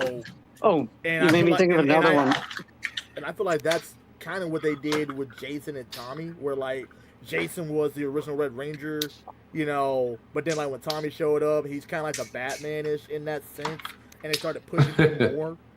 If you look at it like that. Yeah. House of Cards. That's another good one where he has a great fight scene between Elsa there. His reveal is so good. Oh my god, that is definitely one of the most awesome And episodes for him. Thunderstruck. Thunderstruck is fighting right? top tier in there. But Dave the Dino, oh man. Like, Dino Thunder is when he, like, that was his other great peak. He just, like, he got to show off again, and it was glorious. And Dimensions in Danger, he showed off a bit too. Like, his very first scene in Dino Thunder is literally him still showing off, and he can fight, and he can handle himself. I'm like, bro, yeah, okay. Yep. All It's right. glorious. I love that. Like, you as a comeback, after not being seen for so long, for that to be your first reintroduction to Tommy. Yep. I mean, come on, come on. That was brilliant. That was brilliant on Doug Sloan's part to have Jason, like, right from the beginning, just hits you with it. And the theme song, like the theme being great too. It's glorious. Oh, Dino Thunder snap. Oh yeah, I love that. I love that thing. Didi said Tommy had so many iconic moments, but I do love how Dino Thunder showed his maturity and we learned more about him in it. And she also said, I feel like Tommy had passed the torch to Trent in Dino Thunder 2. He got his ass whooped in the process, but it felt like such a moment. Okay. And then we got Nerd. He said, we're the Power Rangers. Really, bro? You trying to quote Tommy and Ivan Ooze, bro? I get you. I know. I love that movie too. That's one of my all-time favorite Power Ranger movies. Yeah, I love the bow staff fight in that. I wish they didn't cut it down. They cut, like, you can find Jason put up some behind-the-scenes footage of it, and it's still much longer than it was. It's like, oh, why'd you cut it? Oh, I actually read the script for the movie, and when I got to that part in the script, I was like, bro, they took out so much. Like, especially for that fight, they took out a lot with Dulcia training the Rangers about how to use their ninjetti powers. It wasn't just, hey, she gives it to him and then it's just, that's it. Like, no, like, as soon as she gives it to him, she actually teaches them how to use it, and then that's when they get ready to go fight those creatures. Then they get morph back into the Power Rangers. I was like, bro, they should have kept that in the movie. I hope one day we get the 2-hour cut or 3-hour cut of it. Then the Turbo movie. The Turbo movie really needs the 3-hour cut. I didn't realize that Turbo had a 3-hour cut. Yeah. Because it explains how they transitioned from the Zeo powers to the Turbo powers instead of it just being Cat falling in the waterfall with the salt water. Like they actually explain what happened to the Machine Empire and everything. And it's like, oh, we need that. Oh, so in like the director's cut? Yeah, we need that so badly. Yeah. Heck, I watch 3-hour movies all the time. I watched Watchmen a couple of days ago. So That's one I haven't seen in Justice League, Zack Snyder's, I break that down into days. But yeah, Nerd, look. Disney, give us the director cut. You know they ain't do gonna it give it to Disney, us, man. because they own it now. They got the acquisition of, but hopefully, maybe one day. I don't know. I mean, we finally got the '95 movie on Blu-ray. Took long enough, but we finally got it. Mm. So let me ask you guys this, because okay, so I'm just going off my books, but like with what I did with Ashley and what I'm doing with Merrick in my books, because I'm basically building my own, you know, Power Ranger novel universe. You know, since I honestly feel like, you know, we're never gonna really get, you know, the characters developed in a natural way that doesn't feel like, oh, it's still pandering to kids, you know, but it still could be a bit more mature. Like, well, do you want? I mean, come on. I mean, you could still have, you know, the versions that we got as kids, you know, the version that we grew up with, but you could still do something. You know, you can still do Power Ranger stuff that's new. Like, you know, you can still have the actors who still want to be a part of it, but you know, give them something. You know, like let's see them have kids. Let's see them like what they are, like what they're doing in their retired lives. You know, let's see that, you know, hey, they have to morph again, but also they realize that, hey, my kid might eventually become a Power Ranger. You know, I mean, like, think about all the possibilities that could do. Which is why, you know, that's why I did what I did with my story, because I felt that it would be a more natural, you know, feel for past fans of Power Rangers, and because it gives that familiarity of the past, but also leads into like something that the next generation could also enjoy as well. You know, I mean, because come on, we don't really we don't really get that, honestly. We really don't, and I think that's a real shame that um that we don't really get that from Power Rangers anymore, or at all. That's no, barely. I mean, That's sure, like, that's random, but it kind of has to do with, that's one of the things I like about Digimon Season 2, because the like Ty and all them, they were still there and they would come back time to time, but it still focused on the new ones. The new team. Yeah, and we saw TK grow up, and we and Kari, like that. I would have loved if they did that for Power Rangers. So if they do something like that, that'd be great. You know. Oh yeah, most definitely. And Like, they could have done. There was a missed opportunity with Dino Fury and Cosmic Fury. They had their chance, but I don't know. I don't know, like. And even Beast Morphers, basically any team you could do it. Say, oh yeah, my aunt so and so, or like even Once and Always, they kind of did that with Min, you know, but. Digimon Adventure Tree was the best. You dang right it was. Gotta love that. But like, you know, what I would do, at least to kind of keep the Tommy aspect, or at least like, okay, like you see like how they done Once and Always focusing on Trini, you know, and her death and everything, right? Well, what if we did something like that for Tommy, right? Like we had to get to see like some of the SPD Rangers that are still around. You know, like what have they been doing since the end of SPD? You know, I figure like, you know, Sky would be, you know, commander at this point. Like, or at least it would take place during the Soul of the Dragon timeline, or at least like the period that it takes place in. but we focus on JJ.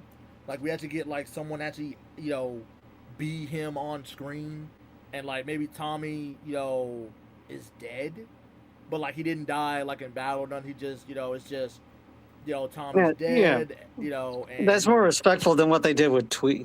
I think that'd be way more respectful. yeah, I think that they would definitely benefit from that. Plus, they can continue on with a new generation of future Power Rangers as well, because like the stories about all the power, like any of the Power Rangers that have kids, you know, would definitely be something new but familiar, just done in a more mature way. I think that would definitely bring the franchise back, but also, you know, give the new generation their Power Rangers, in a way where where it won't disrespect the past, but it'll shine light on the past, but give the next generation of kids who gets into Power Rangers their own Power Rangers to look up to, for the future. Yeah. Plus, I think we would need someone who loves the show as much as we do, and who's passionate about it, and who will actually respect it. Because that's one of the things with that I didn't like with Simon Bennett. He thought Super Sentai was a joke. He didn't like Power Rangers was just another job for him, and he didn't take it. He didn't really like it that much. So yeah, like you could tell he didn't respect it. He didn't really like it. I mean, we talk about this all the time with Cosmic Fury and Dino Fury. Like, he didn't even like his own characters or respect them. And even once and always, he basically, they just pull Kenny. Like, oh no, they killed Kenny, except, oh no, they killed Trini with, Twee and stuff. I wouldn't want them to do something like that with Jason / Tommy. That'd be terrible, Yeah, I know that's what I'm saying is unpopular, but I'm just going by what they did. Like, to me, that's how I don't hate What's and Always, but that's one of the big obvious issues with it. It's like, man, you really dislike treating these people. It's I don't know. That's just me. Yeah, because like I like Once and Always in certain aspects, like as a I loved it when when it first came out, when I first watched it, but like after going back and rewatching it multiple times, I started feeling like, okay, it's a little bit more mature in certain aspects. It was more tweet based though, right? Well, not really, because I mean, like if you really go back, like the only time they really do anything about Trini is like show her dying, and then like they kind of mention her every blue moon.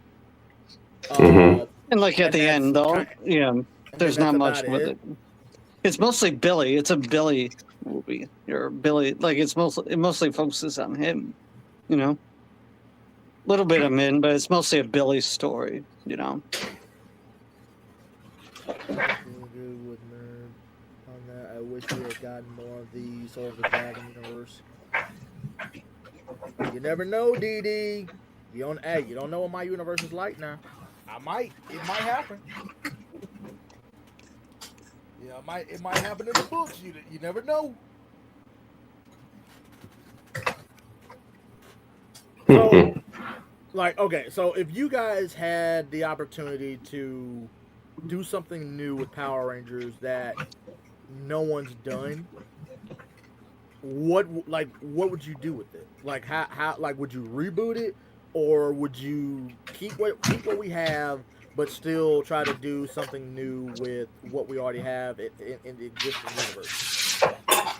I would like to keep something. I would like to kind of keep what we have, and like I don't know, like if they have any offspring, like maybe kind of like go into that. I mean, that's just me, because you figure at this time, if they were still doing Power Rangers to this point, like a lot of the Power Rangers that we know will be a lot more seasoned, and they're gonna be a little bit older and everything.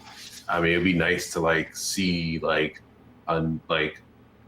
like kind of like a newer age of Power Rangers from like the old school Power Rangers, like have like their children be, Power Rangers if they want it to be, or they don't even have to be a Power Ranger. They could be someone on the back end trying to like, help out with weapons or something like that. Just doing logistics and whatnot. They could do that too. Analysis, data analysis, they could do that as well. But I mean, that's what I think in my opinion. I mean, we've seen like how many reboot? Well, we've seen like the reboot from 2017, and then now they're trying to reboot on Disney Plus and everything. It's like, I mean, we still don't know what's going on with Disney Plus, but that's just my opinion. Like, I don't know if we need another reboot. Like how many times are we gonna keep rebooting Mighty Morphin? Just saying. We don't need incorporate other seasons. I know we're kind of getting a little off topic here, but incorporate other seasons.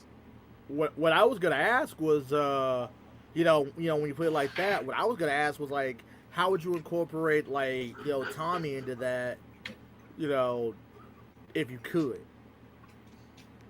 if you were able to figure out a way to incorporate Tommy into it, like how would you? Well, that's a tough one. It's a good question, but mine's kind of similar to DG. Only thing is, if I had control of it, I would let the franchise at least sleep for 10 to 20 years because it doesn't need a constant reboot, and I would have it be fresh and new and not. Here's the thing: I wouldn't try to replace Jason or Tommy in it, but I would try to.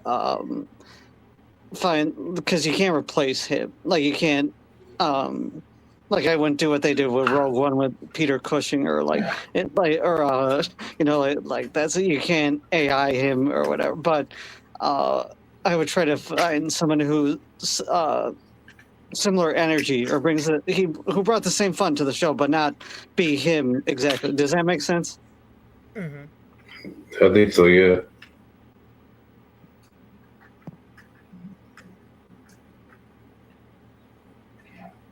Yeah, because you can't it's Jason Dave Frank is pretty irreplaceable. That doesn't mean that there are others like him. I'm sure they're out there, but just I wouldn't want anyone to touch his mantle. Like that. I Unworthy did their female Green Ranger. I don't know. I'm 50-50 and even Amy Jo with hers, but. I don't know. It's just it's not easy territory because again, you can't really replace even his kids. I love Sky, and I never met Jenna, but they're just even his own kids aren't his level. You know what I mean? Yeah, I've met both Sky and Jenna Frank. I mean, I saw Sky more than Jenna. Well, actually, we saw Jenna twice, but she was leaving to go to another event, but for the most part, I did get the pleasure of seeing Jenna at least once, and then by default I just happened to see Tammy because Tammy was with her, obviously. Yeah. So I only met Tammy once. Actually, I forgot to show this slide. I'll grab this really quick. So Dee said, "I wish we got to see more of the Ninjetti Rangers in different seasons. Imagine how it would have been if Tommy could have mentored the Thunder Brothers after they turned good, or the Ninja Steel Rangers." Yeah, I don't know if I would have wanted Tommy to teach the Ninja Steel. I mean, he already did his job during Dino Thunder. Let somebody else teach the Ninja Steel. Like, we got Billy, dealing with the Cosmic Fury Rangers, so we can't put him in there. Shoot. Who could we have put with teaching the Ninja Storm and Ninja Steel Rangers? I mean, I could see Ninjor doing it. Ninjor. At least teaching the Ninja Steel Rangers at least. Did you do this? Oh, nice. DG. I see it. Oh, you do? Okay. I see it. Isn't that wild? You wanna put that on the big screen? Hey. There we go. Nice. As much as, So as I have my conspiracies about her, I got this from her when I met the first time I met Jason in 08. Oh, nice. Oh, nice. So, Isn't that so wild? Dee said, listen, the Ninja Steel Rangers needed all the help they could get. Damn. And of course, Nerd said that Rocky or Adam would have been good mentors. Yeah, Adam would have been a great mentor. Adam already did his job during Once a Ranger, Always a Ranger, so he good. Hey, and then he already mentored Carlos back in space. Space. We good. So Adam already did his job. He's straight. He good. That's a good point there. We didn't get to see either of them lead much either. Yeah, Adam Lilly was leading the team during Once a Ranger, Always a Ranger. So like Yep. he got the chance to lead and mentor at the same time. So I mean he's good. Rocky on the other hand, Rocky just wants to have fun. I'm sorry. Look.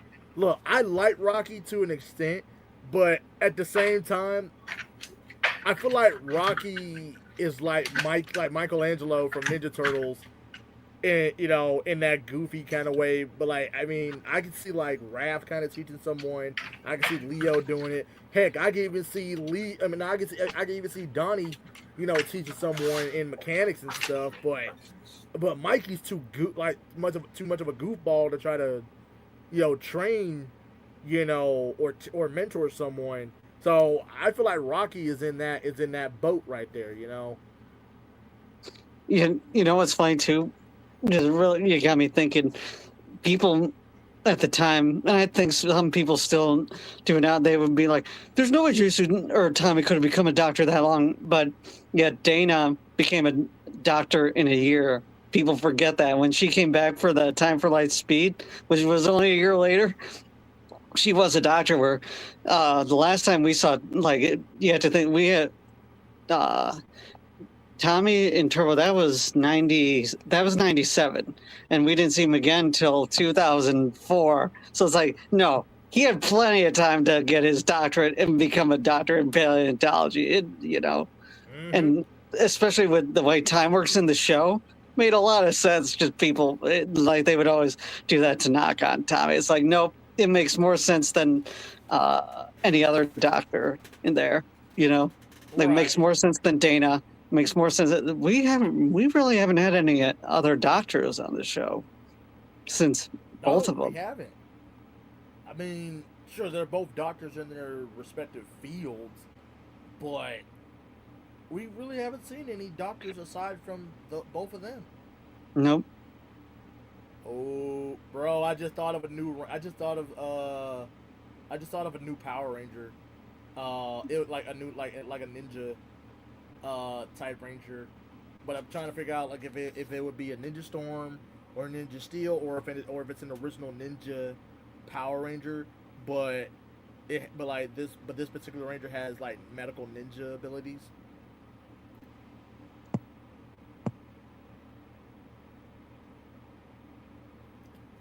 Or this particular ranger is more like, like in her civilian, in her civilian form, she actually is a doctor. She has medical knowledge and everything, but she's a ninja particular ranger. So, but she could use that, both skills, as a ranger and when she's not. Just depends on what the situation calls for. Yeah. There you go.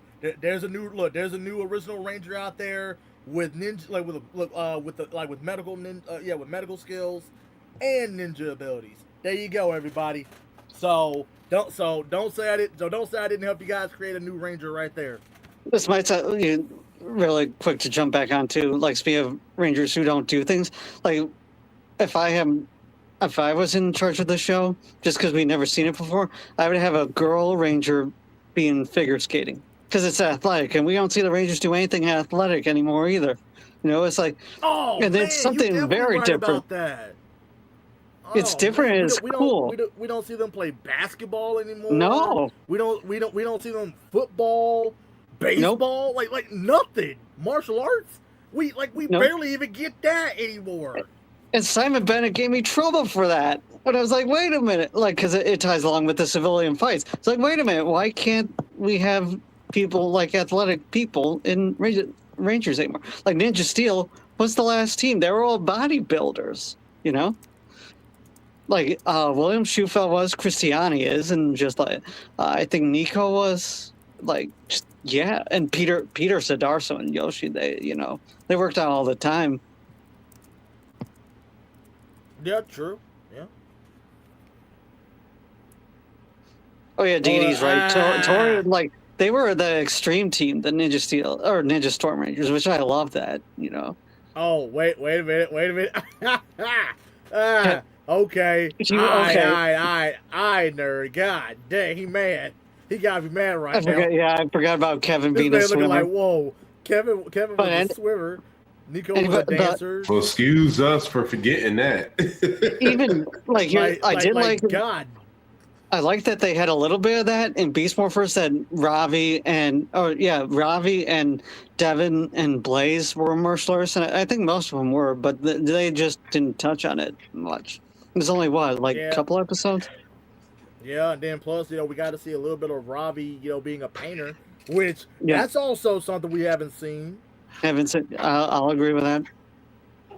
So I will give it that. Nate, on the other hand,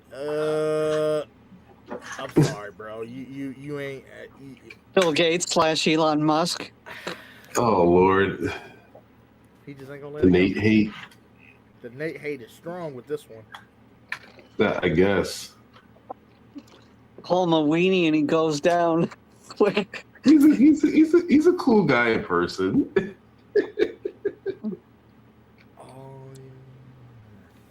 That's right, Eric. You're right. So, okay.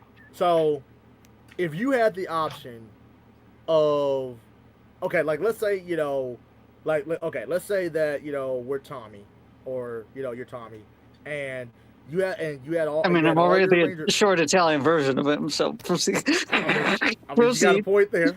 You got a point.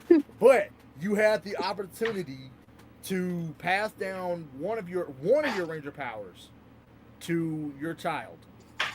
Which Ranger power would it be, and for what reason would you choose that particular Ranger power to give? Ooh, good question. That's a good question.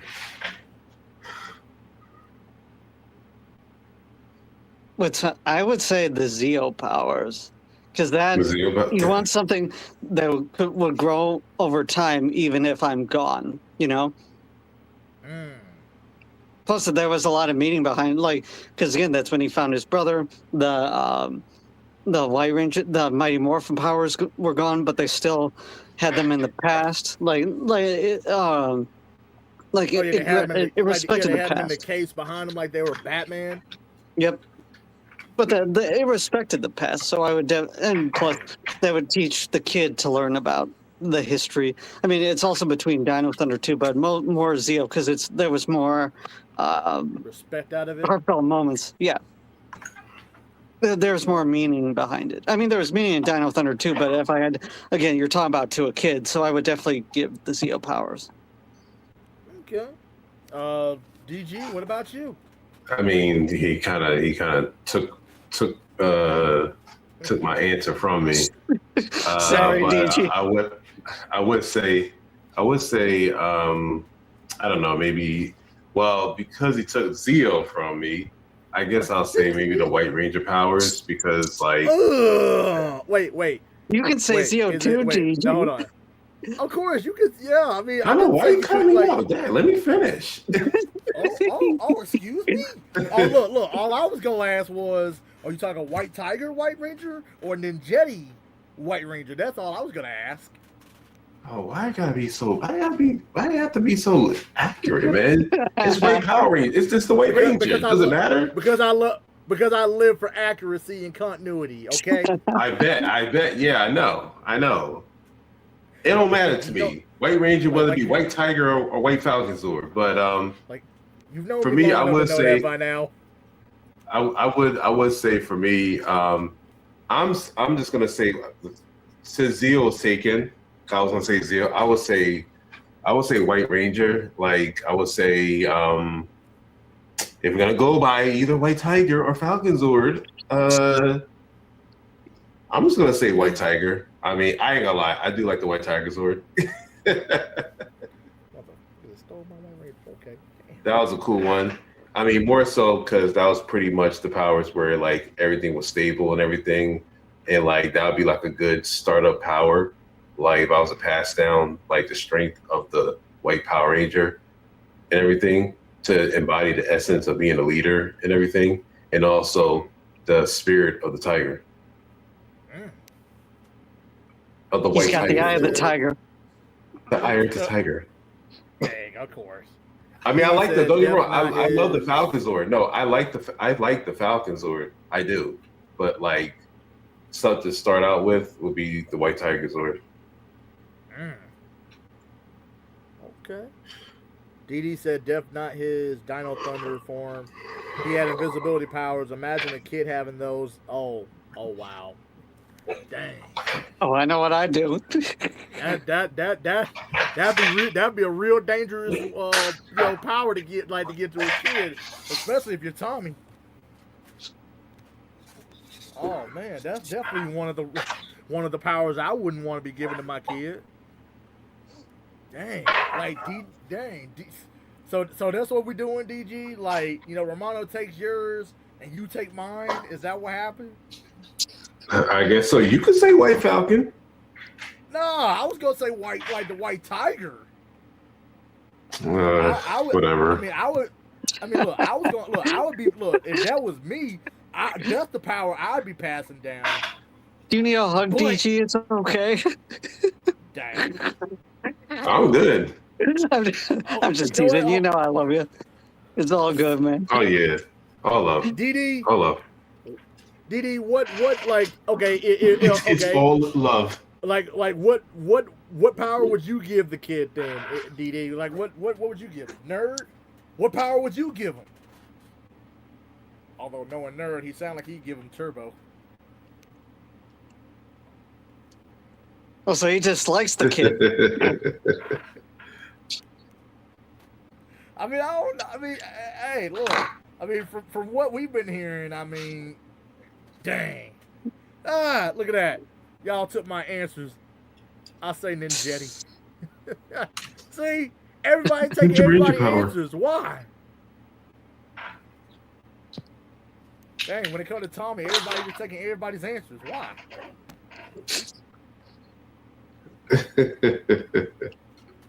Like ain't nobody said nothing about like the Green Ranger, which I bet you. I was thinking about Green Ranger, but at the same time I thought, wait a minute, he lost those powers and then temporarily had him back.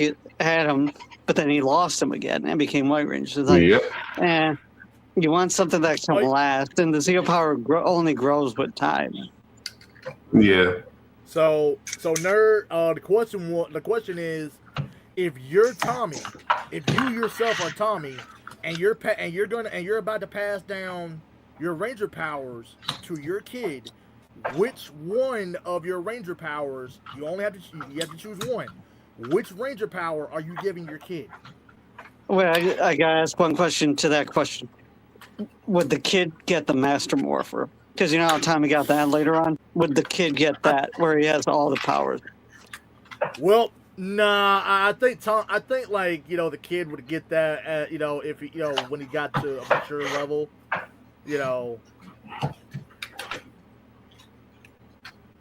because if we're talking like at a young age, no, I'm sorry, I would not trust my kid with the Master Morpher. Oh no, you getting look, you getting one power. That's all you getting. That's all you finna get. Unless those powers get destroyed, then okay. Well, I might make it like a proxy power for you or something. But you ain't getting no more powers for a minute. You better learn how to use this one. That's funny.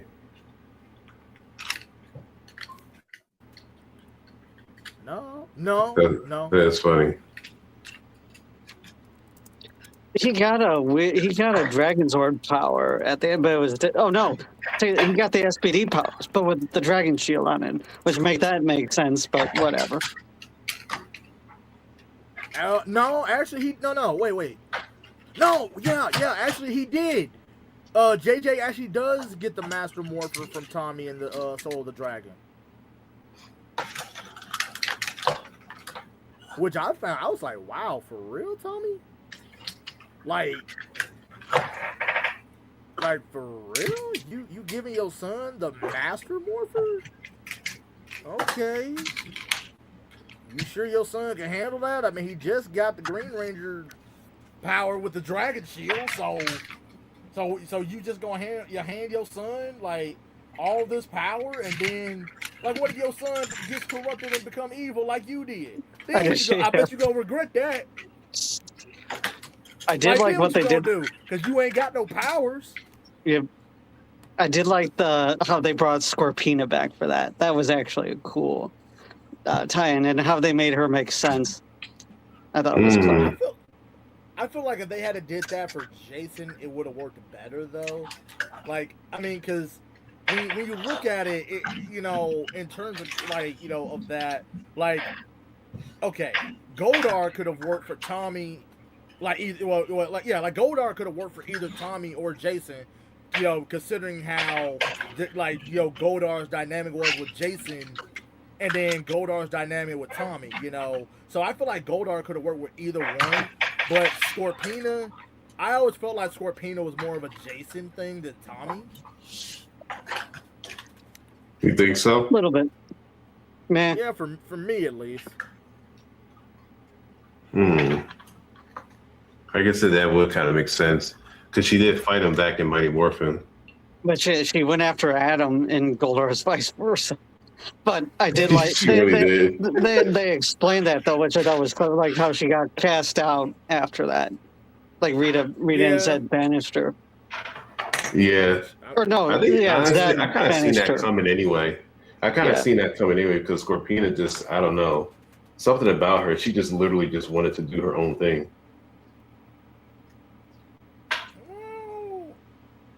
I don't think she really wanted to do her own thing until because when you look at like her when she's introduced, and you know how she is with Goldar. I mean, because of course, you know, in the Sentai they both were, you know, they are together, and they even had a kid. So I'm like, bro, that right there could have worked for the Beast Morphers crossover. Like, instead of it being Goldar Maximus, say that that's Goldar and Scorpina's son. Yep. Yeah. My only two nitpicks about the comic is, one, they never explain where Tommy got the Master Morpher from, and two, what was the second? Oh, Finster. It makes no, like, I was confused if it was post Countdown to Destruction, because the way Finster talked to him, he talked to him like he was Lord Kraken. So it's like, wait a minute, is this Tommy from that universe, or is this Tommy from the show that we know about? Because I thought, like in Countdown, I just assumed Finster got wiped out along with Rita or like Black Babu, all the others in the Z-Wave, you know. But I always thought he did. That's what I thought too. Because I mean, we saw Goldar do it. And that's one thing I hated too with Beast Morphin. Like, if their powers disintegrate, why is Zed's staff still around? Why are these people like Astronomers?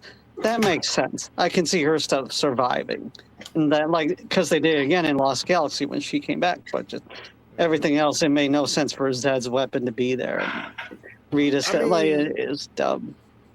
Like, you know, this, okay, if there's one thing that really got me about Rita and Zed in terms of their later time, like after the Z-Wave, like I like the fact that, you know, Zed and Rita both became human, and the fact that we get to Mystic Force, and they actually explain that Rita, after the Z Wave, she still had her magic powers, but she just became the Mystic Mother, and I was like, okay, that's all I needed. Like, that's all I needed, right? I'm like, okay, I see what happened with Rita. Okay, nice, I love that. What about Zed? Because they were married. Like, they never mentioned. I'm like, wait, y'all couldn't have. Hey, like, this is what I like. You could have at least said that, like, Zed was, like the tribunal, like the one that was. That would have been cool. Yeah. Like, I feel like Zed could have been like the one in the red, and like he was Lord, like the one in the red tribunal. I was like, okay, that could have worked. Like, this is Zed, or something. But there was never anything. And then all of a sudden, years later, we get the, what was it? Dino Fury. And then all of a sudden, they bring Zed back. I'm like, what the freak? So dumb. No reason to bring him back. I mean, I get they want to try and bring it back. I know why they brought him back. I don't know why they brought him back in Cosmic Fury. What's up, Geek Zip? I mean, honestly, there was no point. Honestly, there was no. And they barely did anything with him. Most of the time, he just sat on the throne, or when he got the master powers, he didn't do anything. He just blasted him. It's like, no, like, if you're gonna bring him back to fight, have him fight, have him do something. But he didn't do anything. And then even they tried to they emasculated Zed too with the compliance color. It's sort of just that again. Simon Bennett, you could tell Simon Bennett didn't like these characters. He didn't respect the past. It's like, no, Zed was something to be feared, and you don't emasculate that. Like, see, this is what I felt could have happened. See, okay, for Zed to have gotten the powers of a Morphin master, that is the ultimate threat right there. He's a god. Yeah, he was a god. But come on, like, Lord Zed, like, forget trying to forget like how he was before. This man's got the power of a freaking god, basically. Yeah, you guys couldn't. Yeah. And they basically admitted that they couldn't beat him. The only way that they beat him was how they how they did it, which I'm sorry, but like, bro, no. Like, it was terrible. That was weird. And plus, it's like, even Zed could be redeemed. It's like, he already got redemption. He already, like, Countdown to Destruction, Zordon already wiped that from him. That was his redemption right there. Like, what did he need to be redeemed after that for? He was already redeemed. Such horrible, right? Just terrible. If there's one thing about Dino Fury that I did at least like, was the fact that, like, it alluded to, like, Zordon being alive in a sense, like, like where Ion was talking to Zeto's body, but it's basically Zordon, like, he's talking to Zordon, but it's like Zordon hasn't fully, grasped where he is necessarily, but he's still alive. I love that, because I'm like, wait a minute, Zordon? Is that you? That was well done. I'll give it that.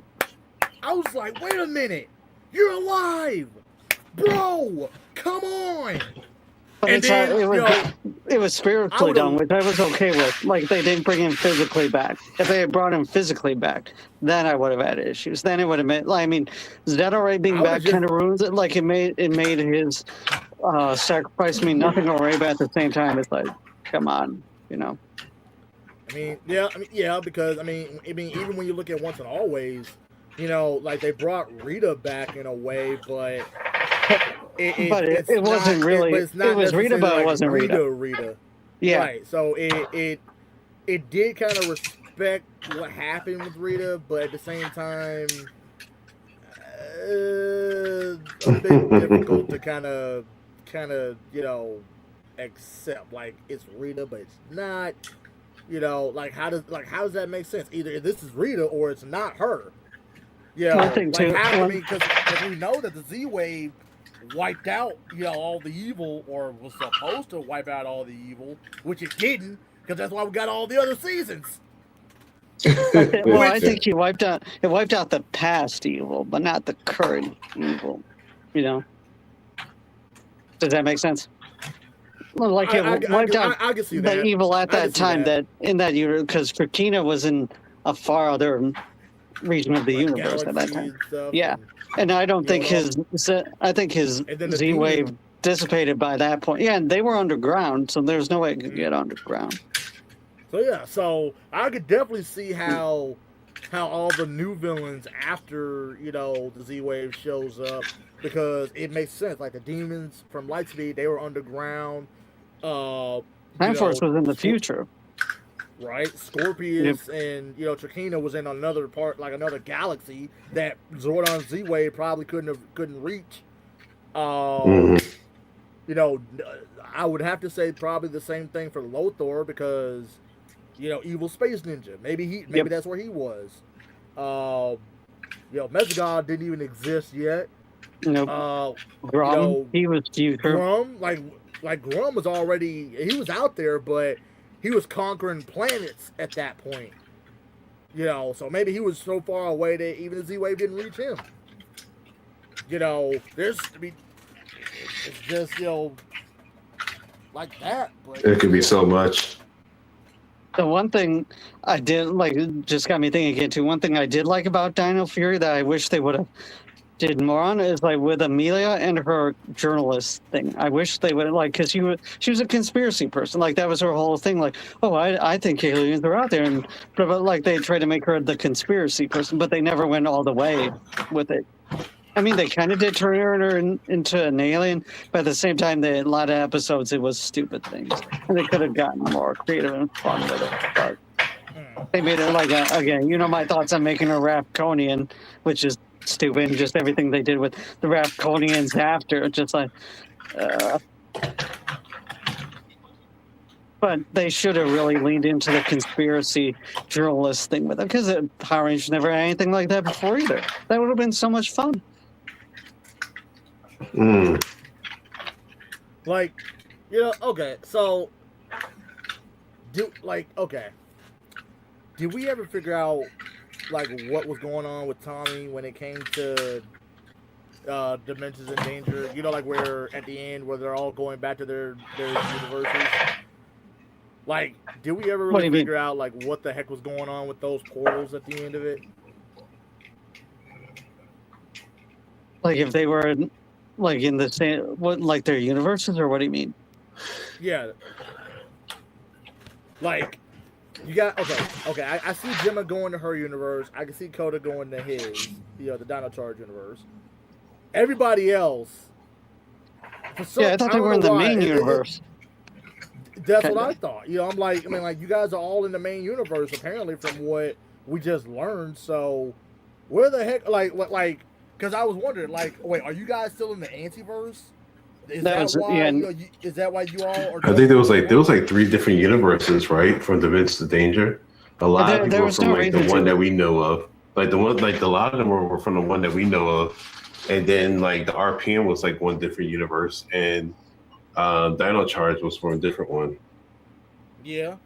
But see that's what always confused me was they screwed it up. There was another like when we see them where after that fight is over, are they still in the anti-universe or are they back in the main universe and then they all go their separate ways? Because that I was like wait, where are you guys? Okay, Gemma, Coda, okay, I understand where you guys are going. And then West came out of the portal where's too. Everyone else, where is everyone else going? Yeah, after the fight, that also made no sense to me. That's why I say legendary battle. Say what you want about it. At least it was consistent in they all were from the same place mostly, except for RPM. That was about it. And then SPD, we got to give them that. SPD. Oh yeah, they were from the future, but they could travel back. But that's real funny because and oh god, there's so many ways that SPD, heck, even time, especially Time Force. Because think about it. Both of these teams are from the future. They would all look. Both of them would definitely know about the legendary battle. I mean, look what year both of them takes place in. So obviously the legendary battle happened. Why didn't like SPD or Time Force come back and be like, hey, you know, like this is what's gonna happen. Like, as a matter of fact, here's what they could have did, and like to give an SPD and Time Force tribute episode, where, you know, they already know about, you know, the Armada, you know, by this point in Super Megaforce, but maybe like SPD comes back, and maybe they hint at, you know, well, you guys are gonna lose a team member. We can't say who it's gonna be, you know, but like hinting at like a Robonite or Orion or something, you know, they could just hint at it, and you know, then basically just be like a stand, you know, little, you know, go back to being like a standard, episode like normal, and then during like a later episode, maybe Time Force comes back, you know, and they're being like, well, you guys are gonna fail. Basically, it's being like, you know, yeah, you guys are gonna fail because, you know, what happened is true. You are gonna lose a team member, but that's gonna mess you guys up mentally. That when when this battle comes, you won't be ready for it, and you're gonna lose. And we came back to change that. So basically, SPD would be warning them that they're gonna lose a team member, but Time Force will come back and say, hey, look, we came back to change what's going to happen during the legendary battle, because by you guys losing that team member, you guys are not, you know, you're not in your right state of mind, and you guys lose. We came back to change it. I think that would have been a good SPD and Time Force, you know, tribute episode for Super Mega Force. I was so bummed we never got those episodes from the Sentai too, you know? Like, so, and that's the, we never got Light Speed fully used on Super Mega Force. We never got Time Force. We never got Space. We never, like, we got so many seasons that they never morphed into.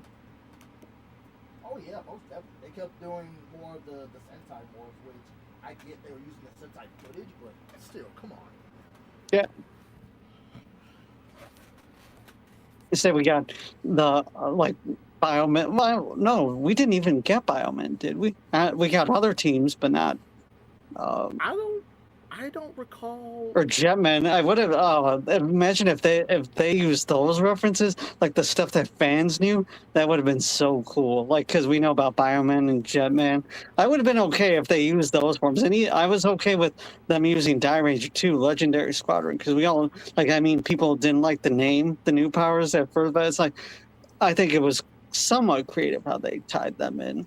Like, it didn't like. I think that it was worded wrong, like powers never seen before on this planet, but the idea to use the Die Ranger suits was not that bad. I think it's kind of like, because again, we fans would know those suits. So I was like, okay, see what you do. But to use every other suit that we never saw before, that was kind of dumb, you know. Yeah. I mean, but Genman, like, Bioman, the other one, like man. Those us fans, or even just there's. Didn't they? No, they weren't trying to do Sun Falcon either, right? Or I'm trying to. What was it? Was that the one Stan Lee was trying to bring over? Just something like that we would know, or like even if they made a Spider-Man reference, that would have been clever or cool, you know. I think Stan Lee was trying to bring over. He wasn't. No. Saban tried to bring over Bioman. Yeah. But Stan Lee tried to bring over. I think he tried to bring over Changeman. See, like if they had done like these references that I would have been okay with that, because like, oh, this is something us fans know, and it'd like be a clever tie-in, but.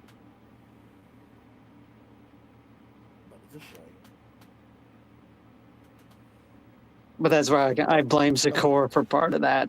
Because he did. As much as like I prefer Zakor over Chun Lin, but I think like Chun Lin has good ideas. He just needs to be tamed every now and then. Like ditch some of the bad ideas. Like because I mean we saw what happened with Dino Charge and Ninja Steel, and Beast Morph was like, no, maybe it's best we don't do those. A different universal multiverse, or just different other things, or maybe the show doesn't need that kind of comedy or this kind of comedy. Just, I could definitely. Does that see make sense? I'm not sure if I'm making sense here, but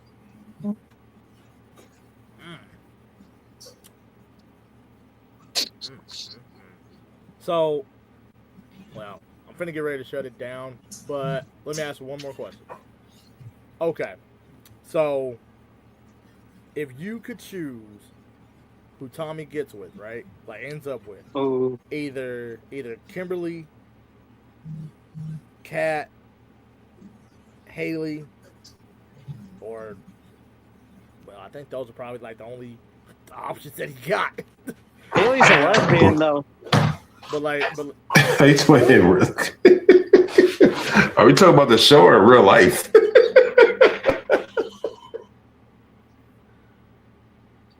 no, I need that. I need that answer. Like right now. Like what? What, Haley? Yeah. Doug Sloan. She In said real life? she was a lesbian. What? But in real life? Yeah. Or in the show? In the show. They just never they hint at it, but they never flat out say that. Oh yeah, by the way, Haley's a lesbian. Oh. Okay. What? I know. No, she's not lesbian. She's a lesbian. No, she's not. You're lesbians for her? I'm lesbian for Haley, but as for the question, I'm Team Cat. I love him and Cat. I do like him and Kat together. Haley was That's just me. I mean, him and Kimberly were cool, but like See, Dee Dee's got me. They were in game. but I like him and That Kat. was supposed to be in game. Yep, Dee Dee's right. Dee Dee and I have been around. We know we know this stuff. Man, look. I'm lesbian for Dee Dee. All I gotta say is Tommy and Kimberly should have been in game from day one, from Jump Street. Cat, I'm sorry. Look, I'm sorry I'm sorry to the Cat and Tommy shippers out there. This might be controversial. You might not even want to hear it. But good God, do not act like Cat was not Tommy's rebound. We're not gonna act like Cat. We're not gonna act like Cat was not Tommy's rebound. We not for that like it wasn't. Come on. I did. Here's that. I liked Tommy and Kimberly. I did. Don't get me wrong, but she's more, as I said many times, she was just fun. She was for the street. She was fun, but Kat was more serious. She took care of Tommy. Yep. As much as I love Kimberly, I'm sorry. She Dang! No, Roboto. Are you for real? She's for the streets? No. Hey, I'd have a fun time with her, but she's for the streets. Not Kimberly, man. Not Kim. Not the damsel in distress, Kimberly. Kimberly, let's put it. She knew how to use that. What's it called? The balance beam pretty well, if you know what I mean. She knew how to work it. Where Kat, she's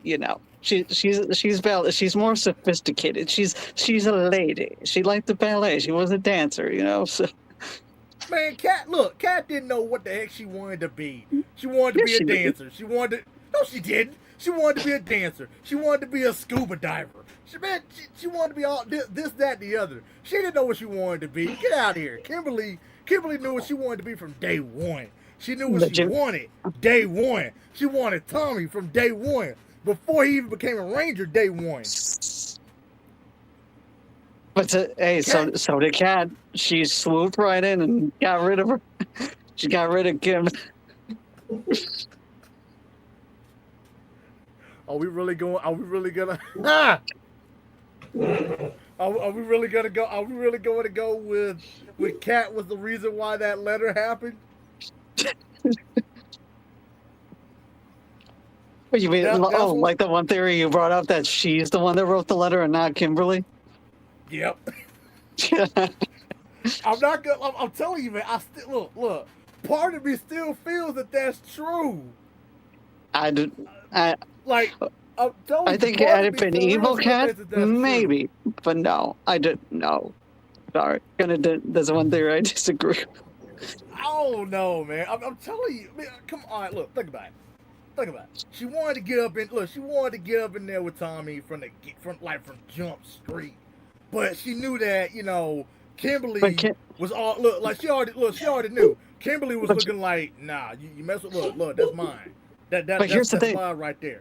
Here's the thing, though. Kimberly chose her career over Tommy, where Kat chose Tommy every time. Hold on now. Now wait a minute. Even when Kimberly she had tried already to, tried. even when Kat, Remember when Zordon gave them the choice to leave, stop being Rangers, and they all chose to yeah, you know what, we gonna stay Rangers. Well, Kimberly by that point felt like, okay, I did it. So now I want to go and try to fulfill my, do my thing. My career. She left Tommy. She left Tommy in California for Florida. It's like, well, those distance relationships don't last long. But I will say this though. Here's the thing. Now I'm not gonna act like she couldn't have came and visit Tommy because, for one, think about it. The communicators are also teleporters. Bitch, you could have and she never did. Like you could have came and saw this man multiple times. You're proving my point. She could have teleported to Tommy many times, but she never did. She could have. Tommy could, but think about it. Tommy could have done the same thing, but he didn't. He didn't. Yeah, no, because he chose. Him and Kat chose each other, and Kat never left him. I don't think Kat really did anything until about at least midway to Turbo, at least. No, and remember when There's No Business Like Snow Business? Kat tried to hook Tommy up with Heather, even though she liked him, and he still, and they both ended up choosing each other. She was great. I would love a woman like Kat. It's like, I like this woman. She cares that much about me. Man, you want that for the streets, Kimberly. That's what you're trying to do. As I said, I want Kimberly for fun. She's a fun time, but not if I had to wipe them, I would wipe Kat. Oh man. Man, I can hear Mean Green laughing in the background. What's going on? She all right? Yep. You straight, Mean Green? I can hear you laughing. You straight?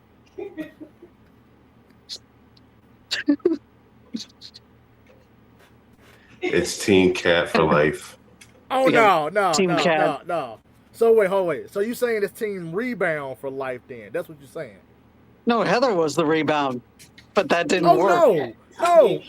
No. Heather don't even count in this scenario. She was just there for a quick second. No. Heather was just there for a quick second. Haley doesn't count because she's a lesbian. Cat is a rebound, and it was they scrapped that idea. So technically, she ain't a lesbian though. So I think of her as a lesbian. They scrapped it, God. So it don't count. Or no, a better choice would be Elsa. If you said Elsa, I might have agreed, but not Haley. I was just about to bring up Elsa. Oh man, Elsa and them flirted with each other, but again, as we saw in Dimensions in Danger, he still chose Kat. He still Elsa was fun too. It's like, okay, I like this short, I liked her with both short hair and long hair, but yeah. Yeah, I preferred Elsa with the long hair. I'm not gonna lie. And when she had the fishnets, I love the fishnets sleeves. Like, baby. Here we go. Hey, see that? Elsa, show more shoulder skin, glorious. There's nothing weak about his kink. He's got a kink right now. And you know what's sad? I've only seen maybe 2 Elsa cosplays. We need more Elsa. So you'd be like, I can't disagree with it. But I'll say that I think Elsa and Tommy, they did flirt. But again, I'm sorry, Team Cat. Team Cat. Elsa on the side, Kimberly on the side. He going with the side. He going with the side piece. Okay. Then Haley doesn't count because she's a lesbian. Though I'm sure Tommy couldn't take the lesbian out of her. I don't know because the way look he could fix Haley. No, I'm sorry, but I think Haley would be the one to be taking something out of Tommy. Oh, jeez. I'm sorry, like I really think that Haley would have been the one, wearing them pants. Oh no, I think they both checked each other time to time, They did. I give them that. They did. But Haley and Tommy always felt like siblings to me. Bad. Okay. Well, all right, you guys. Well, I'm gonna go ahead and shut down the stream for the night. It's shutting down? Shut it down. All right. Shut it down. Rage Versus was a fun stream. Thanks for having me on for the Tommy glazing. Had to. Hey, I mean, look, if you had to pop up, I was gonna be looking for you. Like, where you at, man? You had to be here for before you guys go, I want to show y'all something for a second, but let me just give me like 2 seconds. Go ahead, you can keep talking. All right, while he's doing that, I want to say real quick, the thumbnail for this is great, by the way. Rage Versus, I think it's a great thumbnail.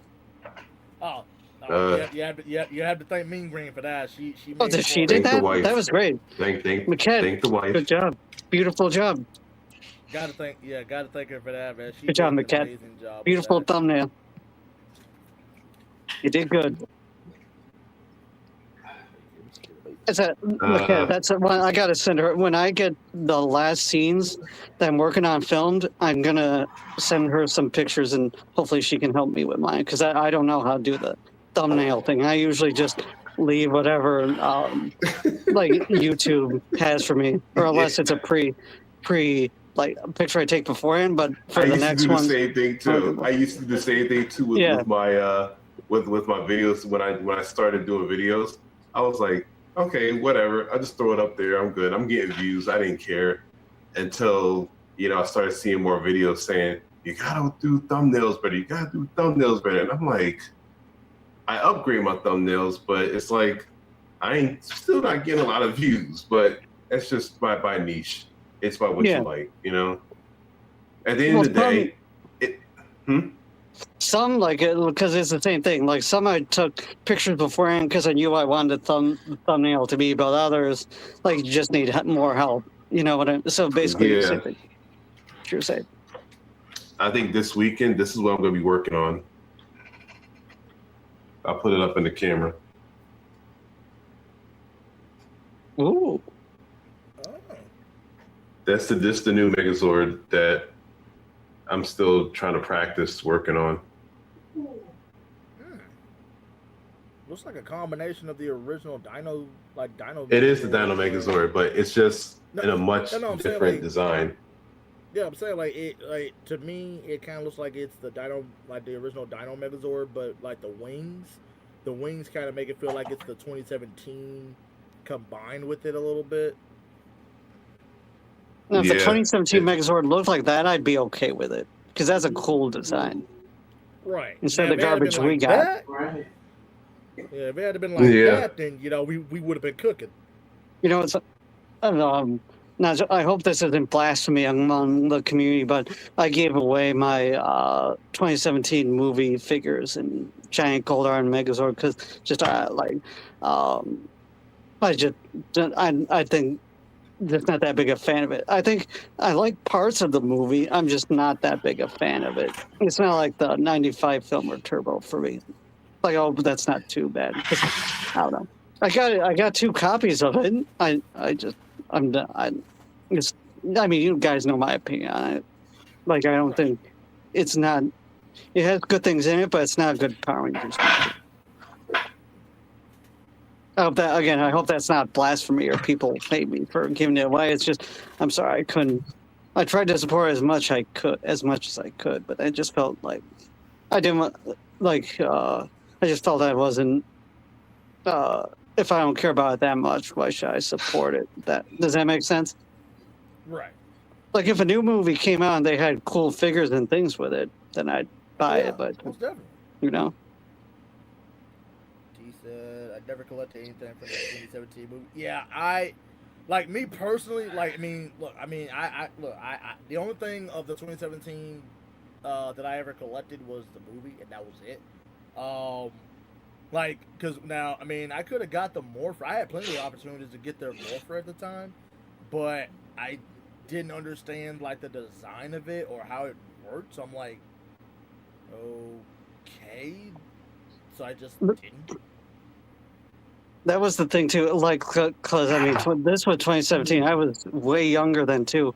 Like I remember fans like I'm not gonna name names, but just they guilt tripped you into buying them, and it was like, if you don't buy this, we're not gonna get another season. If you don't do that, it's like, why are you like? Like, what? It made me. It was guilt tripping into buying this so it can continue. It's like, wait a minute, nah, yeah, and I didn't like that. Like again, that's another reason I got rid of them because it felt like, oh, like that's not right. I don't want to be guilt tripped into something I like.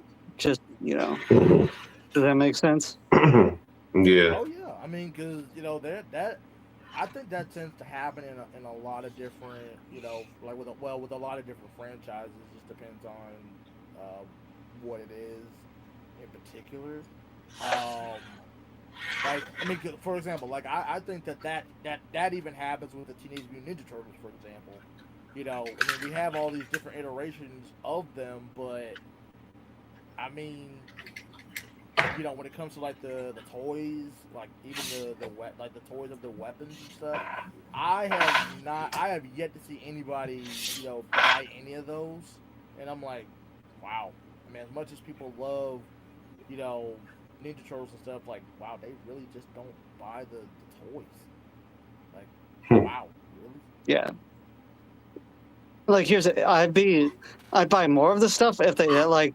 For me, I love the monsters. If I hadn't done more of those, I would have bought more of those in a second. But they never did. They did the Mighty Morphin variations. Like I don't want that. I don't want the Cobra Kai Rangers. Just give me more more monsters, more seasons we never got instead of Mighty Morphin over and over. I had like 2 of the Cobra Kai Rangers like years ago. I had the red one, and I believe I had the black one. And after a while, I mean, that was like when I was like really like into Cobra Kai. But like after a while, I just like okay. I mean, it was kind of cool when it first started, but like I don't really need them anymore, so I just gave them away.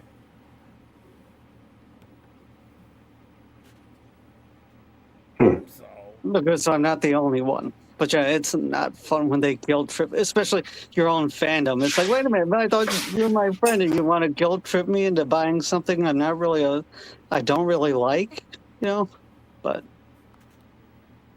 I mean, I still love the show. That doesn't change. It's just I'm not gonna be guilt tripped into buying something just to keep it going, Right. Like, oh wow, Dee Dee said it happens in the Sailor Moon fandom too. I bet. I bet. But anyway, you guys, I'm gonna go ahead and shut the stream down for the night. Hope you guys. This was a great stream. It was a great stream. Hope you guys all enjoyed the stream, of course, and well, can't wait for the next one. Tommy Glazer for life. Of course, you're all. It's glazing. Should have Brent up in the chat. Well, not on cam to say it. I would have loved that. But, nice. Oh man. But all right, you guys. I'll catch you later. Have a good night. Bye, everybody. All right. See ya. Oh look now he's there. Now Brent popped up now saying glazing. Really, Brent? Man, all right, man. I'm gonna catch you in the next stream or something, man. Bunch of glazers. All right. Check your DMs, Rangerverse. I got you. All right. I'll talk to you later. All right, man. Well, everybody, that is the end of this stream. Hope you all enjoy it. If you guys think I should do more streams like this one, if you have any particular ranger that you guys would like me to, do a stream about, just put it down in the comments and let me know. Have a good night, everybody.